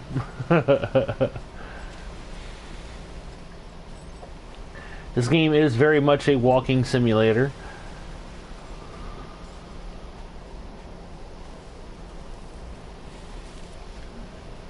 Alright, what do we got here? We cast and did all the voice direction for Esther ourselves for the mod, and it was basically Jess and I on a casting website, just listening to people's show reels and finding what's the voice of this thing. And it was there was never any question about Nigel. I think we heard his show reel for the first time around. It's probably been listened to sort of 30 or 40 actors, and we started listening to his show reel and just both looked at each other and went, "That's it, that's him." And it was amazing when Nigel came in. We had, I think, a day and a half to do the whole thing. And he just did that amazing thing that really, really great acting. The stream element's good. It's not bad. It's pretty easy to set up. One of the main reasons I use it is because where I'm streaming on the PlayStation. Like his instinct for the character so strong. It allows me to post in chat like how long I've been streaming, or you know, when somebody follows me, it alerts me right away. So it's nice on that end, because otherwise I would have none of that. Only finding new bits of writing that kind of complemented and played off what was there in the original mod, but for Nigel to come back in nearly 5 years later and to just re-find that voice in exactly the same way and deliver it in a way that fitted in and complemented it was a real testament to his ability as an actor, I think. That apart from we had spent quite a lot of time trying to make the sound actually sound the same in terms of mic placement and things like that, but in terms of the actual delivery of those new monologues, you wouldn't know that was both written and acted sort of 4.5 years after the original thing was done. So that's kind of cool. The one person who's not in the room sort of today but deserves a huge amount of credit for how the game kind of eventually was delivered. Okay. So this hole in the ground was kind of a difficult thing in some places. It's a bit of a challenging aspect of the game. Because, in some ways, it kind of like, I think for me, we wanted to have this kind of this pit here. I wanted the player to be able to actually go as close as possible and like look over the edge and you know, kind of have this feeling of dread and stuff. But the other issue that we faced was like, what happens if the player just jumps into the hole? Like, we have no real death in the game, and from a design point of view, Dan, I mean, I don't know what you. It was really hard because you know, it was a game where we couldn't let the player die. We didn't want to have respawns, but we had to handle the fact that there would be both accidents where the player would fall off a cliff or something, but also the deliberate urge as a player. Yeah. You know, the first thing you're going to do is go, great, there's an ocean, how far out can I go?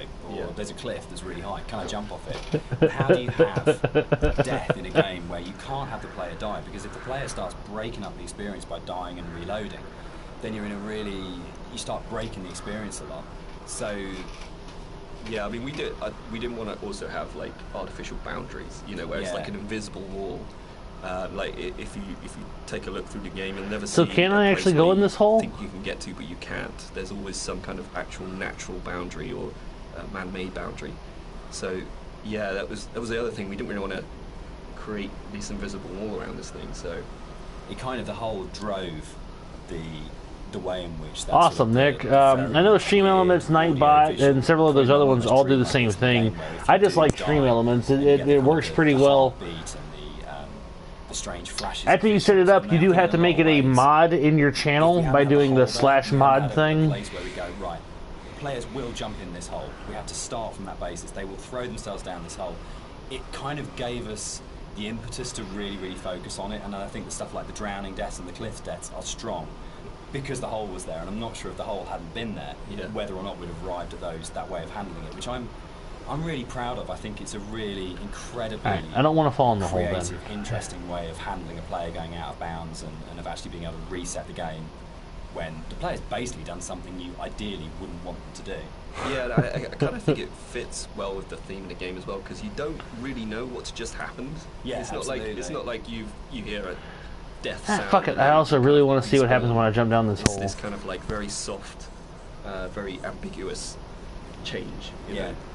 There was a point in the original mod where if you died, it would do the whole Half-Life major fracture detected. Yeah. It always brought a really good tone to the game. All right. Oh, that's kind of lame.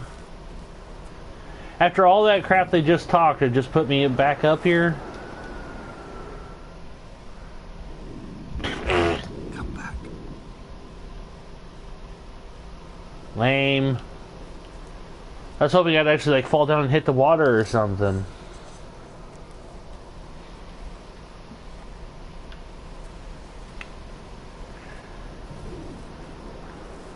Well, I tried.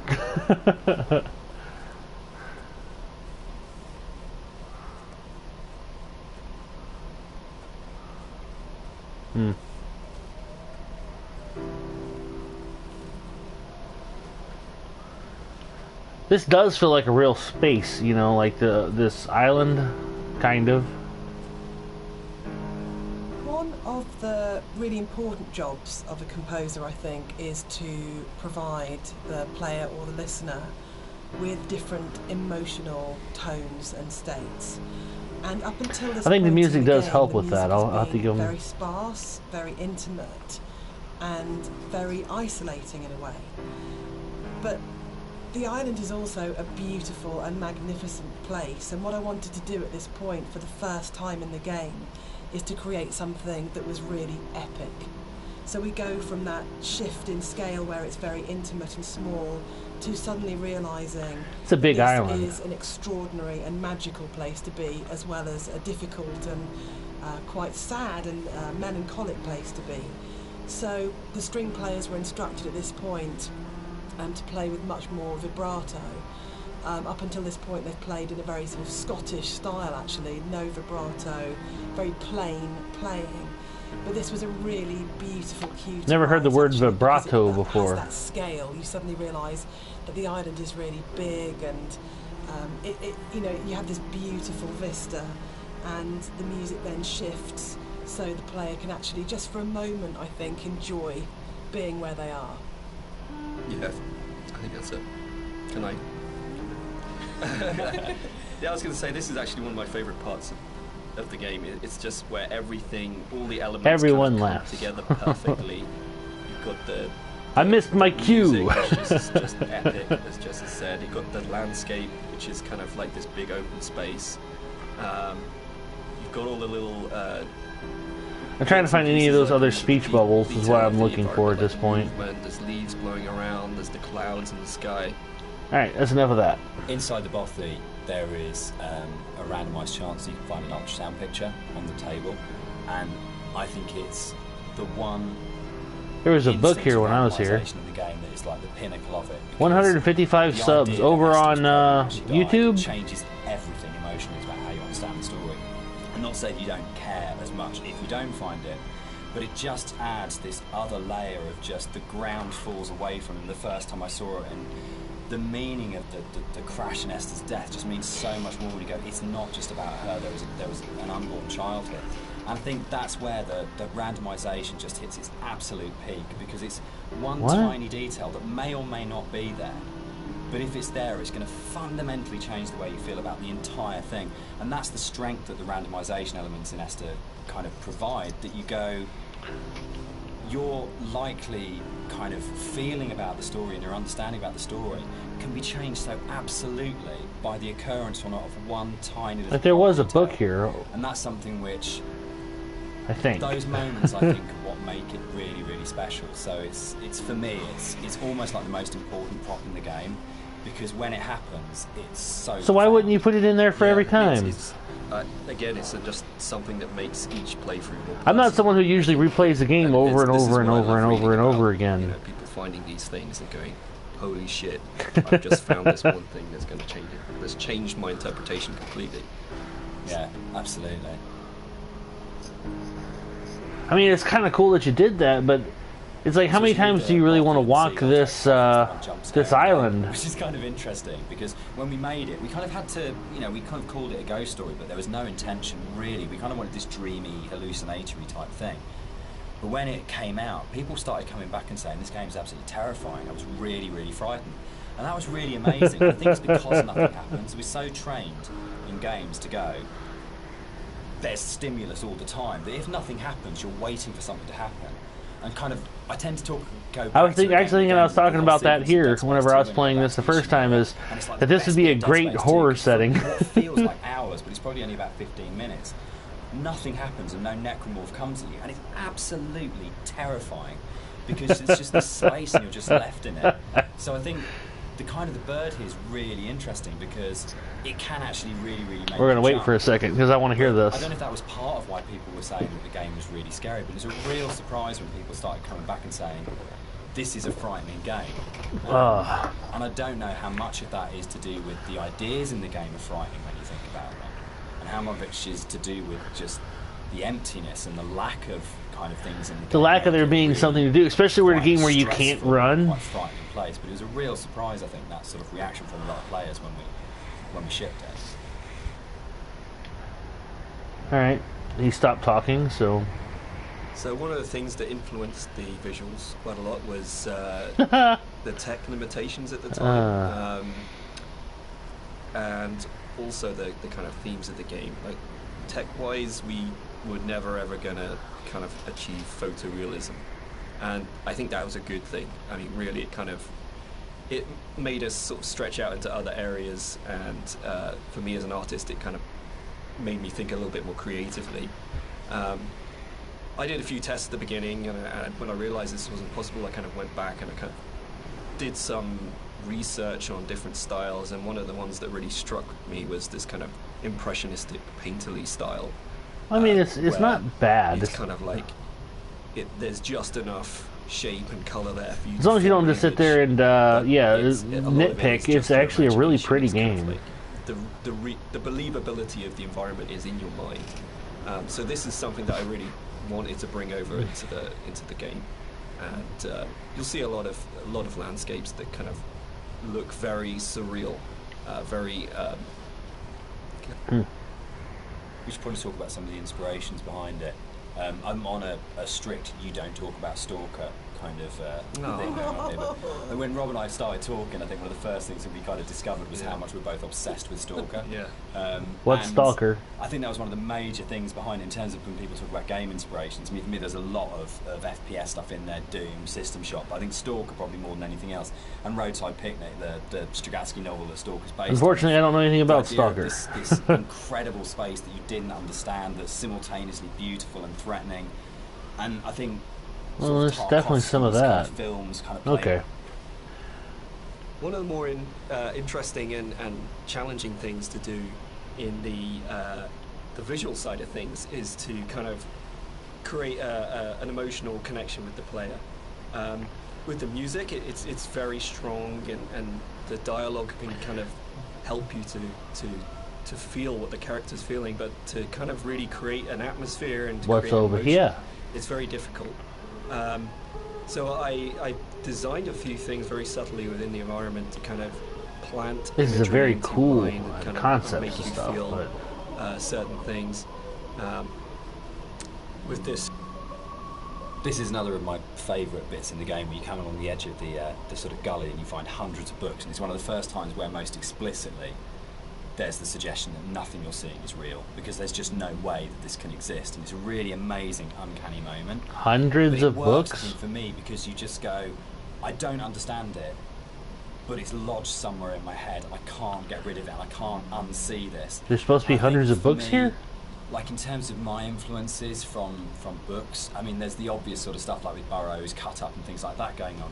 But it comes to the kind of books that I really love. That, like I don't Roadside see Picnic, books. or the other one by the Strugatskys as well, I absolutely love, is The Ugly Swans. That's just full of these images that you go, I don't understand. I literally have no idea what's going on here, but I can't shake it. It's just got its hooks in me. And I think more recently you've got books like Jeff Vandermeer's Annihilation does this so well, where nothing is understandable, but you feel the logic, but you can't understand the logic, but you feel like the logic's there.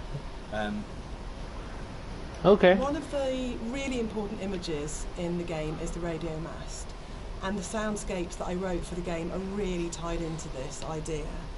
So Okay. it's the concept of the tortured sounds that they're so broken down, they're so manipulated. And So, it really I didn't have a is supposed choice, I had to represent fall the down this inner hole. state of the protagonist at this point. Is that fractured understanding. So it kind of works on two levels, actually. We have the narrator who's trying to understand the journey that he's on, and we also have the audience's journey and their struggle for comprehension to understand. You had to fall what's down the going on hole. in the game. Aha! So this distortion, this breaking down, this fragmented, kind of tortured sound. Really Shush! Nobody ties cares. into the idea of the radio mast and that idea of communication, actually. That the game is trying to communicate something to you, the narrator's trying to tell you something, but it's so difficult to understand what that is. It definitely is that.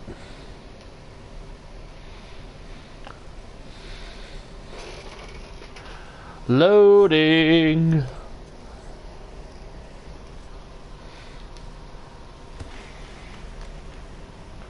It's definitely got that unique kind of creepy feel to it.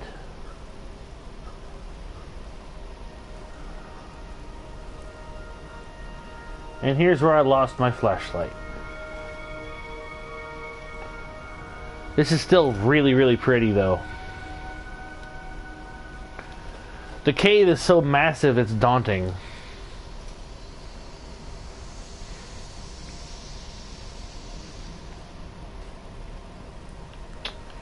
Broken flashlight. There was stuff by all the candles last time. Most of the candles. The caves in the game are really interesting because it's a very tonal shift within the whole visual look of the game. It's kind of like this more organic, more surreal, dreamlike landscape compared to what you're used to before this point. It's you know, we kind of used the visuals and this kind of unreal theme very subtly, but here it's kind of at the forefront. And it's. I'm glad I played this. It's a unique kind of game. Through the inner self, through the body, and it's really designed to be a very different experience compared to the rest of the game. This for me is probably the most pivotal music cue in the game, and it's the one that most people write to me about to say that they are absolutely obsessed with and they love. It's the only music cue that has singing. It has a female voice, and I think that's a really important shift for me. That you've gone from this beautiful string music, but it's quite abstract, into what is effectively a song, and with lyrics. So you're actually explicitly saying something as a composer at this point. The other thing that I think it's important to say for music's just not super important to me, so I didn't even notice. But the act of having it sung by an amazing singer. I sang it on the original and it's really bad, and Clara Sanabras this, however, is by far one of the most beautiful rooms in the entire game. If you guys weren't here the first time I got here, shut up, lady. I just want to say that I think you can this is a caves in games beautiful room. Dear Esther. I think that it's just a way of breaking away from reality into saying what you can do with these spaces that actually makes them this incredibly, much more vividly colourful and much more kind of interpretive and look from it. And it's really interesting that I look at caves now in games and I find myself going, that's a very Rob Briscoe cave. I think that's an amazing thing to have achieved. So I think it's one of those.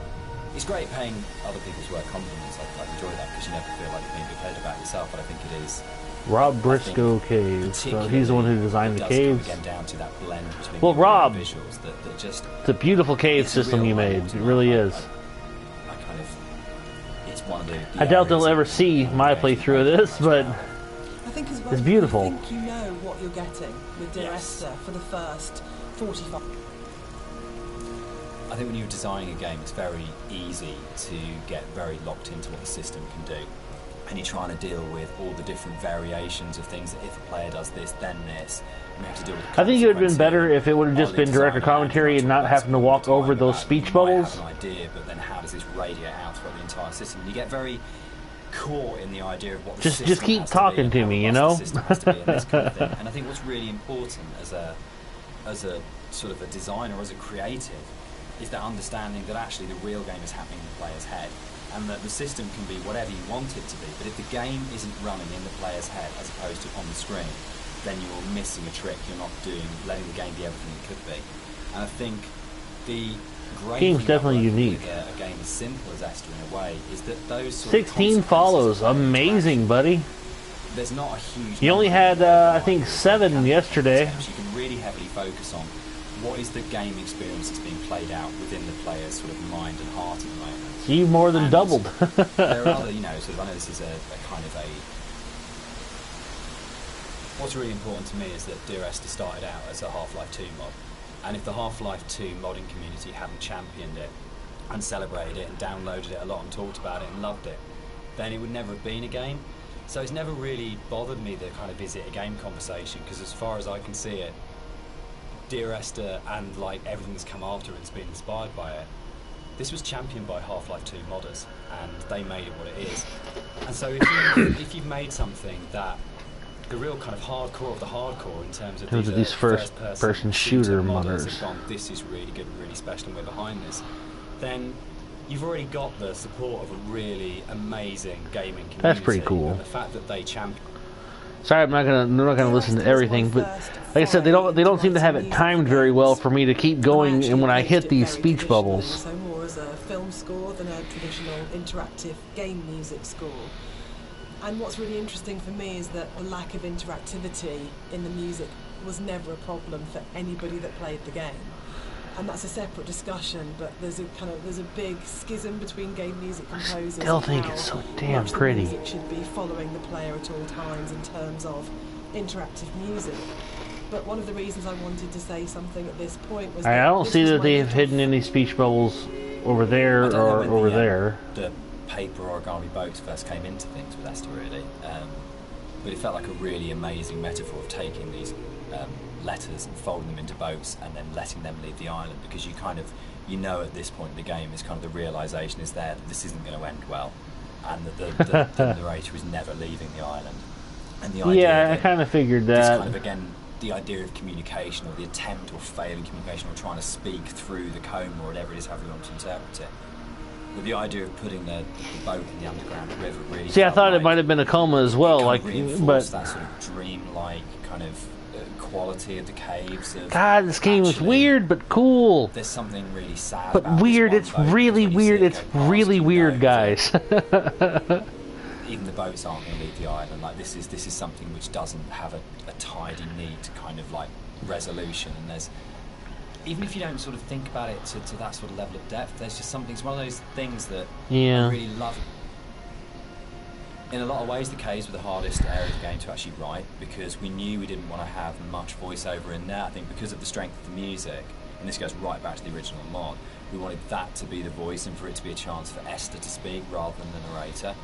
And we also wanted to have this break, so when the narrator came out from the caves, you had a real definite sense of something happening, and that he had changed as a result of this journey. So it meant, really felt wrong to have a lot of voiceover within there, but then that made it really difficult, because then it was, you had like 4 one-sentence lines in there, and each one of those had to have an absolute clarity and to really, really kind of work. So I think for me, it was really interesting. It's like the difference between writing kind of fiction and writing poetry, when you... The sound here is a classic case of, again, what music I think does really well. It is very pretty. This soft, lyrical, beautiful, epic, dreamlike music, and then the moment you come out of the caves, you're into this really harsh soundscape, and the tonal shift is very, very brutal, I think, and deliberately so. You have very little music when you come out of the caves. You hear the wind, and it's a classic case of foreshadowing. So we know from this point that things are probably going to get bleaker, more difficult, and yeah, it's something that music does really well, I think, which out of the water. That emotional signalling and signposting. Okay, that was a mistake. There's no reason to explore the water at all, apparently. This was a weird part when I first got here, because holy crap, it was like the scrawlings of a madman. This whole area moved, didn't it? The original mod, this was a cave, right at the beginning of the caves where everything was written, and it moved to the back end of the level, and we have this long corridor that's full of these kind of... it's the point of high madness, I think, in the game, isn't it? It's insanity. It's kind of just where you feel like you're losing the plot completely, both like visually and auditory, and you know, it's kind of like this really frenetic moment for me. I think it's where you feel most that you're underneath a mountain, and you feel the weight of that mountain, and just I loved the idea when we were, you know, putting through it of what would it actually take to do this, like to actually paint all these symbols and what is going on. And it really is quite an explicit kind of thing of madness, of going, you would have to be insane or very, very disturbed to actually do this, and what is the process without a doubt trying to work through, what they trying to achieve by this. And I think it really strengthened it, making it a crawl through a tunnel as opposed to just a static location. Yeah, I think it's the the consistency. Whoa, and the coherence okay. of the You symbols can't of the see it up wall, here. broken down as well. Like you see some That's symbols kind of neat. before, like scattered around the environments, but at this point, they're This is a bit more of a contentious one because we disagree on this one. I struggle with this. With the points in the caves where you duck above and below the water, and you have to have that transition of audio. And I love the audio on both sides of the surface tension of the water, but I really struggle with you breaking water because it's such a hard edge to the sound. And I don't think there's any other way around that. And you need to have those moments where you do go underwater because it's so important. But it's one of the areas that's never sat very comfortably with me because I feel like in a level which hasn't got a single edge in it, it's the one edge within it that breaks me. And that's why I think it's so successful, because you've been lured into this completely hallucinatory. No, I want to go world. around. And then all of a sudden, as a player, you're literally gasping for breath. You're coming up for air. And I think when we're talking about that metaphor of the body, for me, this is. There wasn't a so car about last time, breath. was there? And it's about It was a this bed with coming money on through it. the water. And actually, it's a I need to figure out how to moment of upload my realisation videos on because Twitch. then you're having to You go can back download them and again, upload them to diving down. Twitch, So for or me, Twitch, without if you wanting link your sound YouTube to incredibly it, pretentious, it's you can about actually, the fight in the between video the producer, if you click the conscious and three dots that are running down the side of your videos, you can actually have it Twitch upload directly to There's actually a YouTube, really which is what I interesting thing do. about that underwater section there, though, is that I don't know if you remember, but you had a certain piece of music that plays when you're underwater, and it's to me. It's I like an really like that. It's entire kinda underwater like, world. because at this point it's kind of like a very calm, relaxed type of a journey. Motorway scene. The biggest, Oh. the biggest Is this new the addition accident? to between the mod Yeah. and the commercial version? This didn't exist in the mod at all. It was a completely new thing. Yeah, it's well, we. No, there was a medical I'm bed sure, here on mine. Where the idea spawned from to have this scene where I just What? sort of went off, or we discussed it, or I can't remember. You know. What? It's completely different. Yeah, didn't it? And then Yeah, it was just this kind of. I think for me, actually, I remember being some technical difficulty between the drop and then coming out at the end part. But it was like, it was the same thing that we dealt with in the past of like, how do we not kill the player? From a technical standpoint, I think it might have been something to do that. But it was also, you know, I can't. Well, it's nice to know I'm not going to remember drown. where the thing came from. I think it's my favourite point in the whole game, actually. I think it's just it's quite shocking, and it's so surreal, and it's so beautiful.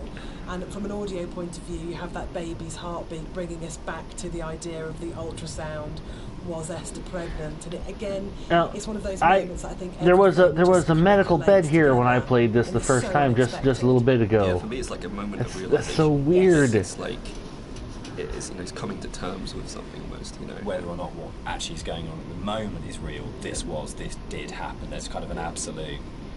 I remember playtesting it, and I didn't know that the car would get switched out with the hospital Aha! gurney. See? I had the I must hospital have played gurney. it, I was like 3 or 4 times into playtesting it. The first time it switched out and it was a gurney instead, and I really remember kind of sitting there and going, "Oh God, that's just," and really being just stopped in my tracks by it. And it's one of those weird things you get when you're making a game that you know you'll never have those moments that a player does, where you know it all so well. It's really 'Cause I didn't get the rare to be in a cars. situation where you actually get a genuine, fresh player's eye view on what you're making. yeah, I was. That's I was always a bit worried interesting. that it was maybe a bit too literal. Like we've gone a bit too literal with that. But I think looking back at it now, there's still a lot of strangeness going on there. Obviously, it's the whole scene is unusual, but there's still these like very subtle details. It is a very that are weird that scene, kind but of it's interesting still and make kind you of think, epic at the well, same you know, what does time. that mean? Like I think if you look closely, there's like coins scattered around, Yeah. things like that. It's And for me, it's, again, sorry to keep going on about it, but it's about layers of subconscious for me. That you start overground. Ugh.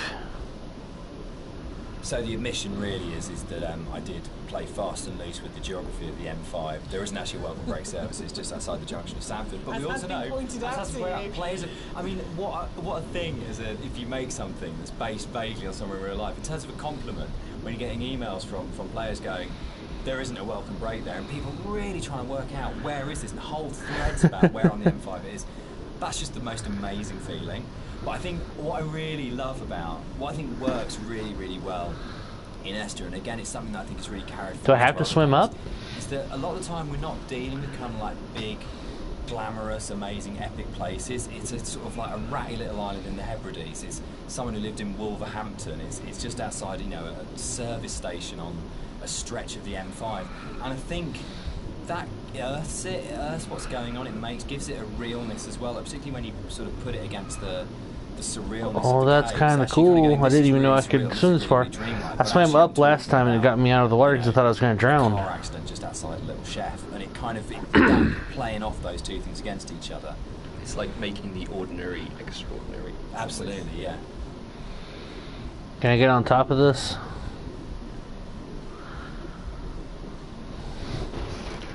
I do feel like we are swimming extremely slowly.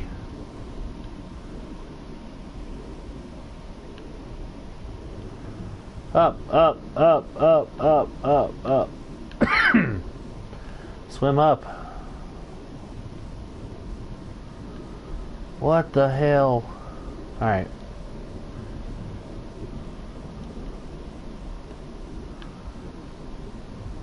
Wake us up. It's so cool, but so weird. It's so cool.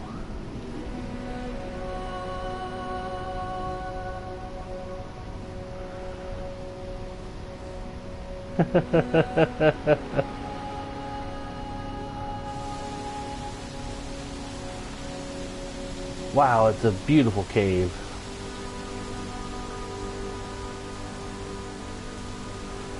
Alright, start the next audio. This scene for me is like really, really iconic because it kind of brings this idea of the caves being an inward journey through the body together. It's really kind of like a symbol of rebirth, and it actually brings together a lot of the visual goals that I wanted to achieve with a lot of the symbolism in the game. Like I've talked a little bit about how the environment was kind of designed to provoke emotions, and kind of the impressionistic style gives you just enough information to make you think of things and feel things. But this is probably like the antithesis of this, and the whole feeling of rebirth here is quite strong. I know Jess. The music's really supporting that. Yeah. Because we've gone, she sings always, always throughout, you know, we've got always, always, and then she sings never, That and in a moment of exit absolute soaring. looks a little It's the different kind than of last music time, I You think. come out of the water and the music kind of swells, and you just kind of, it is like a moment of change has happened. Oh, I wasn't It's supposed to go that rebirth, far. isn't it? It's Yeah. For me, it's his moment of clarity and Yeah. acceptance, Because the game and won't load. understanding of the reality of what's happened. And you're literally moving towards the light at the end of the tunnel. Yes. And you're actually doing It's a- that as you go through it. Looks kind of like I a think, the butthole once you music get all especially, I nice think up and close before to the it. music got layered in, that scene was nowhere near as kind of powerful for me. Like, that kind of just totally made it. Okay. Yeah, I wasn't supposed to get anywhere near that close. Yeah,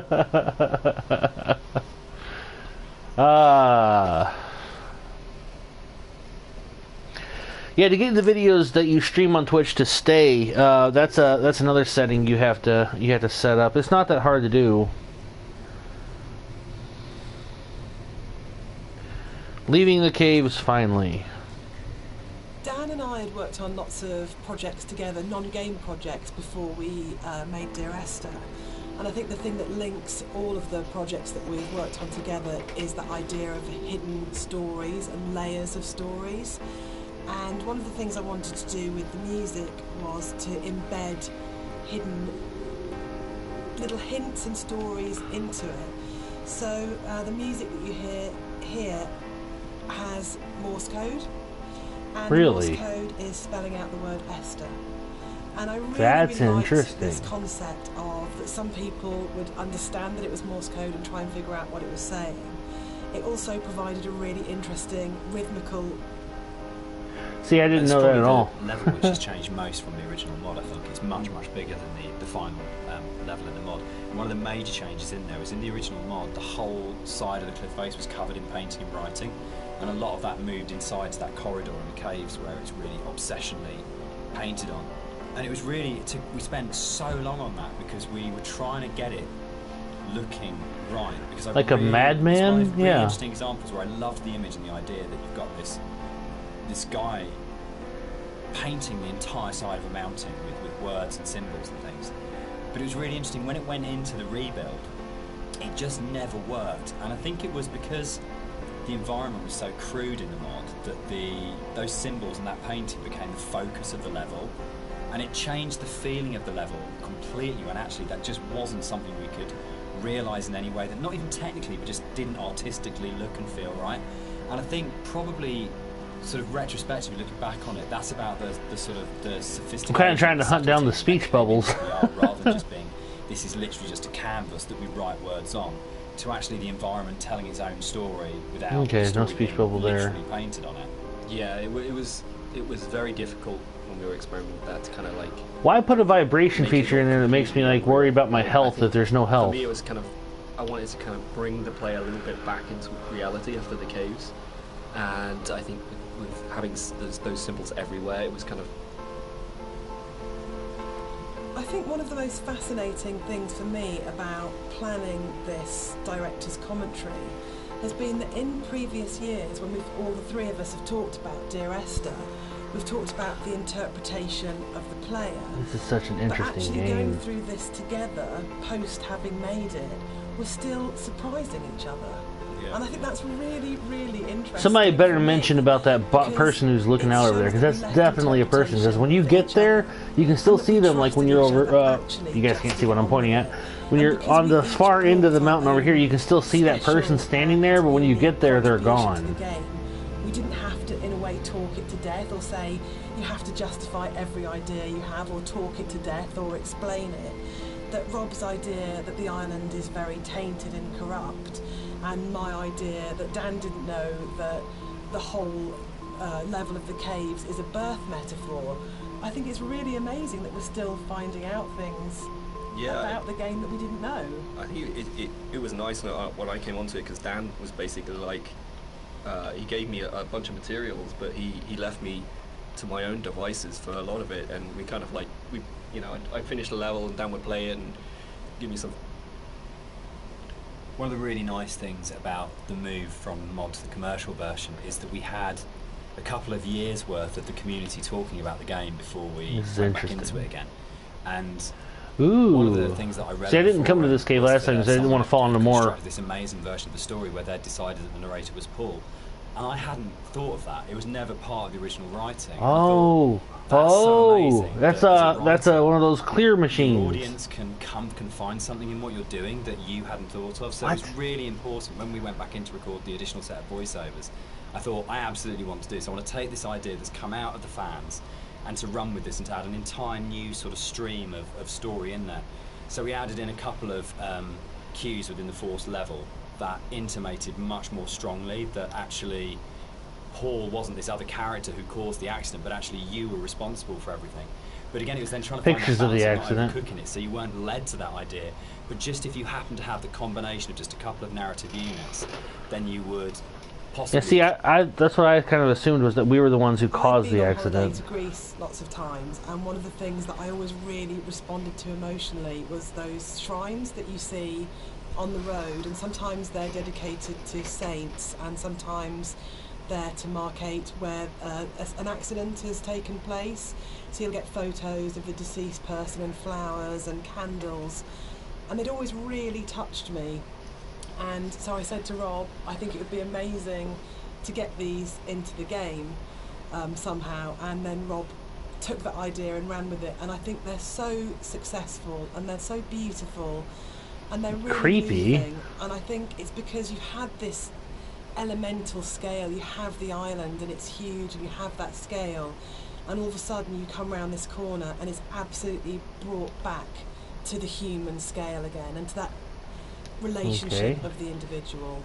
And I think the other thing that it does really So- successfully is it's a kind of magic realism. It's kind of interesting to because hear, there's no like, a lot of way games that don't you do, have all you know, those creators' amounts of commentary type candles things. So lighting this is away. interesting to Who's get lit their them? perspective The on it. island is empty. Who's put those shrines there? But I just think it's a really lovely bit of I appreciate you guys hanging out with me environmental for this strange revisiting and re-walkthrough since we played the game. I mean, I already did the game once. Oh, it's a bunch of broken car parts. Seems like that'd be a clusterfuck to drag those out here. We're getting close to the ending, so I'm curious what it's going to keep telling us as we get closer up. What's fascinating to me, Dan, is that you're an atheist, but each of the 3 games that we've made are so strongly about religion, either the language or taking allegories and stories. Why are you so Or drawn to it? he came from heaven and light shone all around him. I'm really interested in people and the stories that make up people, and I think there is like in the Bible, like most kind of religious texts, it's not about what it is, it's about what is behind what it is, and that's what you're really getting to, is the idea of the sort of the parable or the metaphor. And it really felt like, particularly with Paul on the road to Damascus, is a story that many people know and we can understand, and it's about redemption and consequence and guilt and transformation and who you really are and what that means. And it felt like just a really strong, powerful way of making it very accessible, the narrator's kind of inner turmoil, in a kind of a story that we know really well. And there's a universality. Yeah. Is Dear Esther a depressing game or a hopeful game? Kind of For me, depressing. It's kind of like a mix of both, really. I think, like my interpretation. This is the I always feel like kind of depressed Armada. when I think about the kind of turmoil that this guy's been going through for God knows how long, and the kind of environment he's been in. And, I think he came to the island with intentions to die. I think that was why for me, he's I always here. feel like a little bit hopeful at the end. You know, like the conclusion just feels like a relief, and like this is kind of all ended in some way. What do you think, Jess? I think it's a game about acceptance, and I really like that. And I think it's telling that a lot of I don't think it's people about with acceptance. mental I mean, health issues have responded really kinda get positively it, to the but- game, and we get a lot of emails and letters from those people saying that it's helped them through a really difficult time. And for me, that's because it's about this. It's an odd game. So Dear Esther is the first walking simulator. How do you feel about Walking Simulator? You know what, I think I took offence to it when it first became a thing, but you know, I think actually I don't mind it so much now. I think the fact that we have kind of taken ownership over it. I like sincerely that hope genre they has been mention kind about this person I see standing. made our own by not just our game, but like a bunch of different games have kind of embraced it. I don't know, what do you guys think? I'm still really confused about the need to categorise in games, probably more than any other creative industry, and I think it shows that games have a long way to come in terms of how we describe an experience. So, I Come don't on, think you Rob guys was have really this positive planned when so playing poorly Walking with the Simulator, but I still talking. find it I should be able to walk in and still have a consistent story like it was when we first played it, with the commentary. I think it's so people understand what a walking simulator is now. Took too long. There's a bit of an illusion of simplicity with games like Dear Esther. People kind of assume, because there's not a lot of mechanics and there's not much going on in that sense, that they're easy to make. Okay, see? I That's think definitely a actually it's kind person of the standing opposite in there. a way, that Now, when because I get there, they're that so person is simple, not there. Everything is exposed, and everything has to be exceptionally good for it to work, because you're carrying a player's experience on a fairly sparse, minimal kind of framework, and that really means that every aspect of it has to be produced at a really high quality and has to be done with a lot of passion and a lot of thought. There's nowhere to hide in a game like Esther, and that's something which I think carries through to the best games of this type. You can see with all of them there's a real commitment to kind of depth, So and a really weird. intelligent way of approaching design, and a real kind of trust in the player, and a real assumption. Alright, does that mention players- it? It should mention it. One of the things that I think was added more frequently in the final version of Dear Esther was the inclusion of a number of ghosts in the game. A These are not number? like ghosts that you'd see in a normal horror game. They're just very loose silhouettes that you will see around the island. Usually, like quite often. That's the only one I remember seeing. Kind of That's more eerie to think that there was other ones I didn't This is see. a good example of where it's kind of really in your face, and these are kind of just something that we put in to kind of not just bring some unreal elements to the island, but something supernatural as well, something that's kind of beyond this world. So it was intended to be like a ghost type thing. You got the unsettling part good. You know, a lot of effort's been put into I would love to see a horror very game subtle. created by these I guys. didn't really want them to be like, I didn't want it to As long be as it's not a ghost walking simulator. story, so to speak, but I just kind of wanted to bring some of this. The overlook, the point about this to me is that it's probably the voiceover in the game that kind of sums up the whole story and the experience. It's almost like a recap of everything that's gone before you start the final climb. And you know it's that pause before you're going to start the final climb and before the game's kind of builds to a climax. But you can also see the whole level, and it's like the idea that you are standing looking down on your own journey, a bit like the idea of your life flashing before your eyes, or sort of like seeing your body having an out-of-body experience at the moment of death. And it was really designed to try and get that feeling as the player, that you stop and you take stock of everything, and there's a bit of a sense of there's no going back. You take a breath, and now it finishes. And You take a breath and you keep pushing forward, and you walk. Sort of sense. And I think we did. I think it really came together here. That It is a of very. going, I really enjoy the right, game, now this ends, and now I move forwards to it. and I'm glad that I got to So here it have the experience of the game. environment becomes a little But bit more it's surreal again. So weird and cool. Play with the colours a little bit, bring up the saturation. It's kind of a little bit of a return to some of the more cave-like aesthetics in terms of colours and stuff like that. And it's kind of there to kind of signpost another significant moment in the game, or something that's leading up to this. I mean, it's a walking simulator. You know how long it takes goes to walk from back one to point this to the kind of next idea point. of having You these should have it emotional your signposts commentary in broken up visuals, so that it flows. without it being overly obvious, and some of that emotional stuff comes through. The music that's playing here is a repeat of another cue, and originally we hear it played on the piano, and the string quartet take on the piece here. Oh yeah. Okay. And We're gonna it's walk one of back those over here really to this nice building instances again. where we were in the studio, and I had this idea of how it was going to sound, and I thought it was going to be quite full and rich. Because there was and, wedding rings yeah, and full-bodied. something else in here And then one of the the first string time. players said to me, "This is wrong, actually, for what we're playing."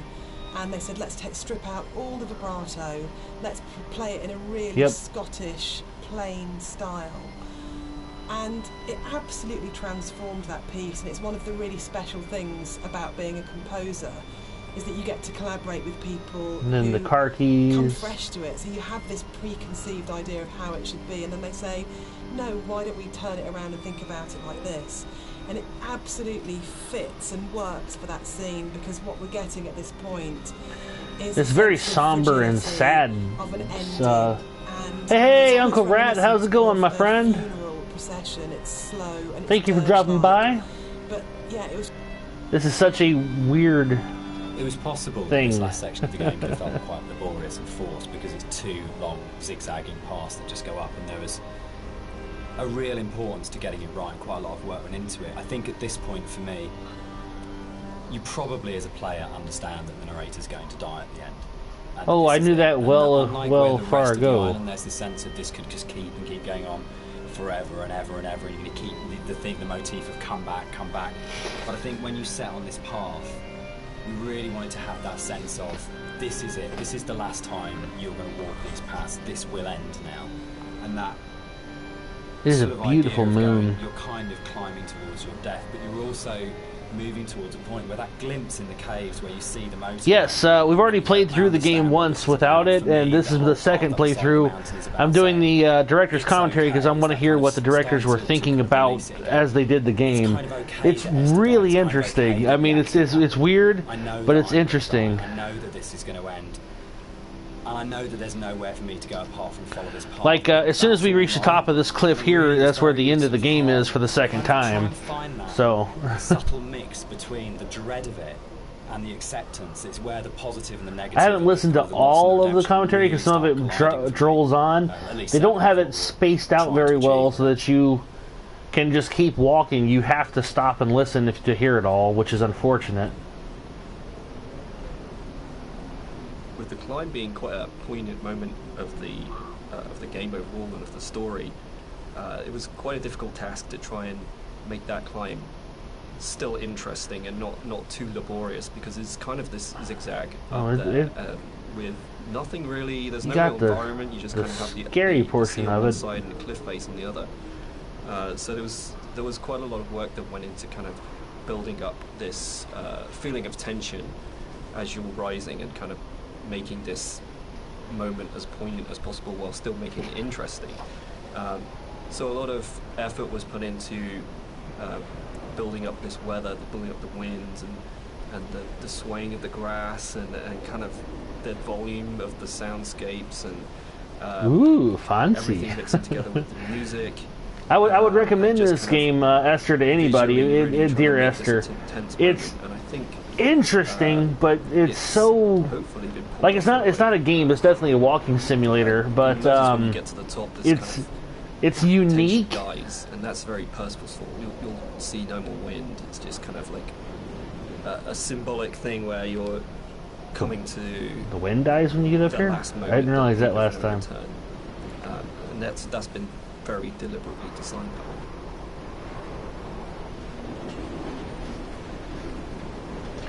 Now see, there they had it timed pretty properly. Why don't they do that the entire game?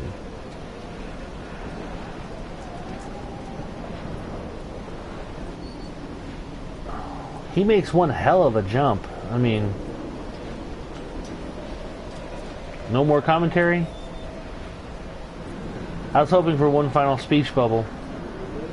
Oh well.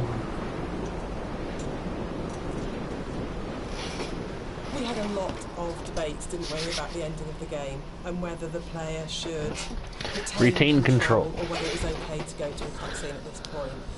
I personally don't mind it. I actually actively like it because I think it works really well as a metaphor for loss of control at that point. Dan, I know you're not as keen.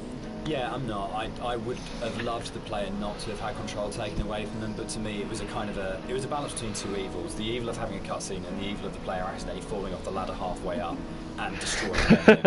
I agree. I think we tried a few different things, and the tech at the time just wasn't, the ladder tech at the time just wasn't there. So, and the other thing for me was pacing. It was making sure all the music, the voiceovers, the timings and everything were perfect for that final jump-off point, and just letting the players kind of noodle around going up a ladder for what may have been like 7 minutes because it's a tall tower was kind of an impossible task.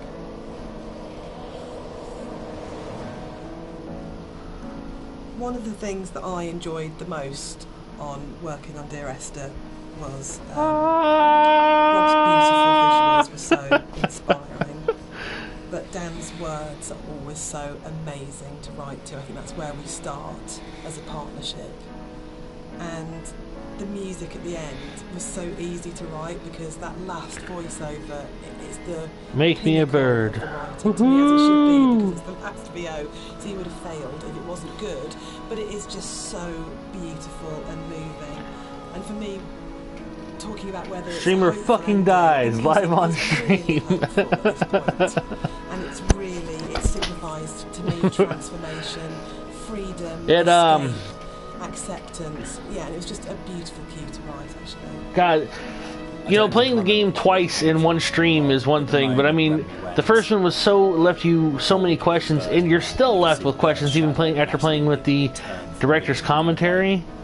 But it's so interesting and different. I really appreciate this game. It's unique in that sense. I really believe the narrator did turn into a bird just before they hit the ground, and that was really important. I think it's probably the strongest ending in any of our games so far. But yeah, I'm very proud of the way everything came together in that last section. Yeah, I think it's the bird thing is particularly interesting because I think it was in the original mod, but the timings and everything were just all off, and you never really saw the seagull. At least the shadow is as well. It was all kind of See, right there is where you can actually see the shadow. Back in, I made a real effort to try and get that shadow just out of the center of the view, so you kind of have this hint of something happening, and I think you can hear the sound of a seagull flapping its wings. It's like very subtle. But like I say, I kind of really like No, Kicharo! Thank you, Rat. it's That's kind of like a release. that's so nice of you. I'm cute too, it's kind of beautiful. And I'm really proud Is that I that where got I the, made that like I was falling? monitor in the end for You're a an dick. ending of, it goes into Ah. the hospital monitor signifying the front Yeah, line, thanks. and I think Thank you it's a so really- much, Rat. It's one of those moments where you never want to be so clever that people notice it and it takes them out of the moment, but it just flows in through the music and it just feels like everything comes Oh, together. just you at dying. that last Oh, point. okay. It's the me Yeah, acting like that I'm last dying. note Yeah, involves great. Amazing visuals and the music. Yeah, it feels like a really, really strong and beautiful ending. And then in the last second, Nigel Carrington's delivery of just those two words have come back, where he just pitch perfect.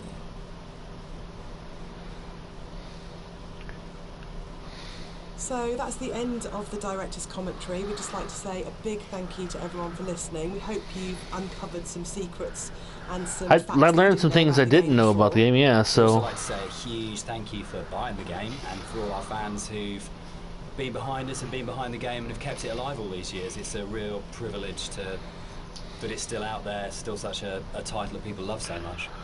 Yeah, and we're really looking forward to the future and what we can create coming up next. Thanks for listening. Cheers. Bye. Cheers. It was good. I mean, it was definitely good. I appreciate the game a lot. It's interesting playing it the second time with the director's commentary because you are getting a lot of the reasonings they did stuff filled in, but they still leave it kind of ambiguous, so that you are getting yourself put into the game in a unique way, which is nice. I really enjoyed that. I'm glad I played it. I really am. That is something else. I will definitely be streaming something else here in a little while because I expected that to take longer than it did. But as our time is coming to an end here, I just want to remind you guys that you matter, and you do have what it takes. So thank you so much for coming and hanging out here in the stream, and retaining there in the chat. And I'll catch you guys. I'll catch you guys in the next stream. So thanks again for hanging out. Bye.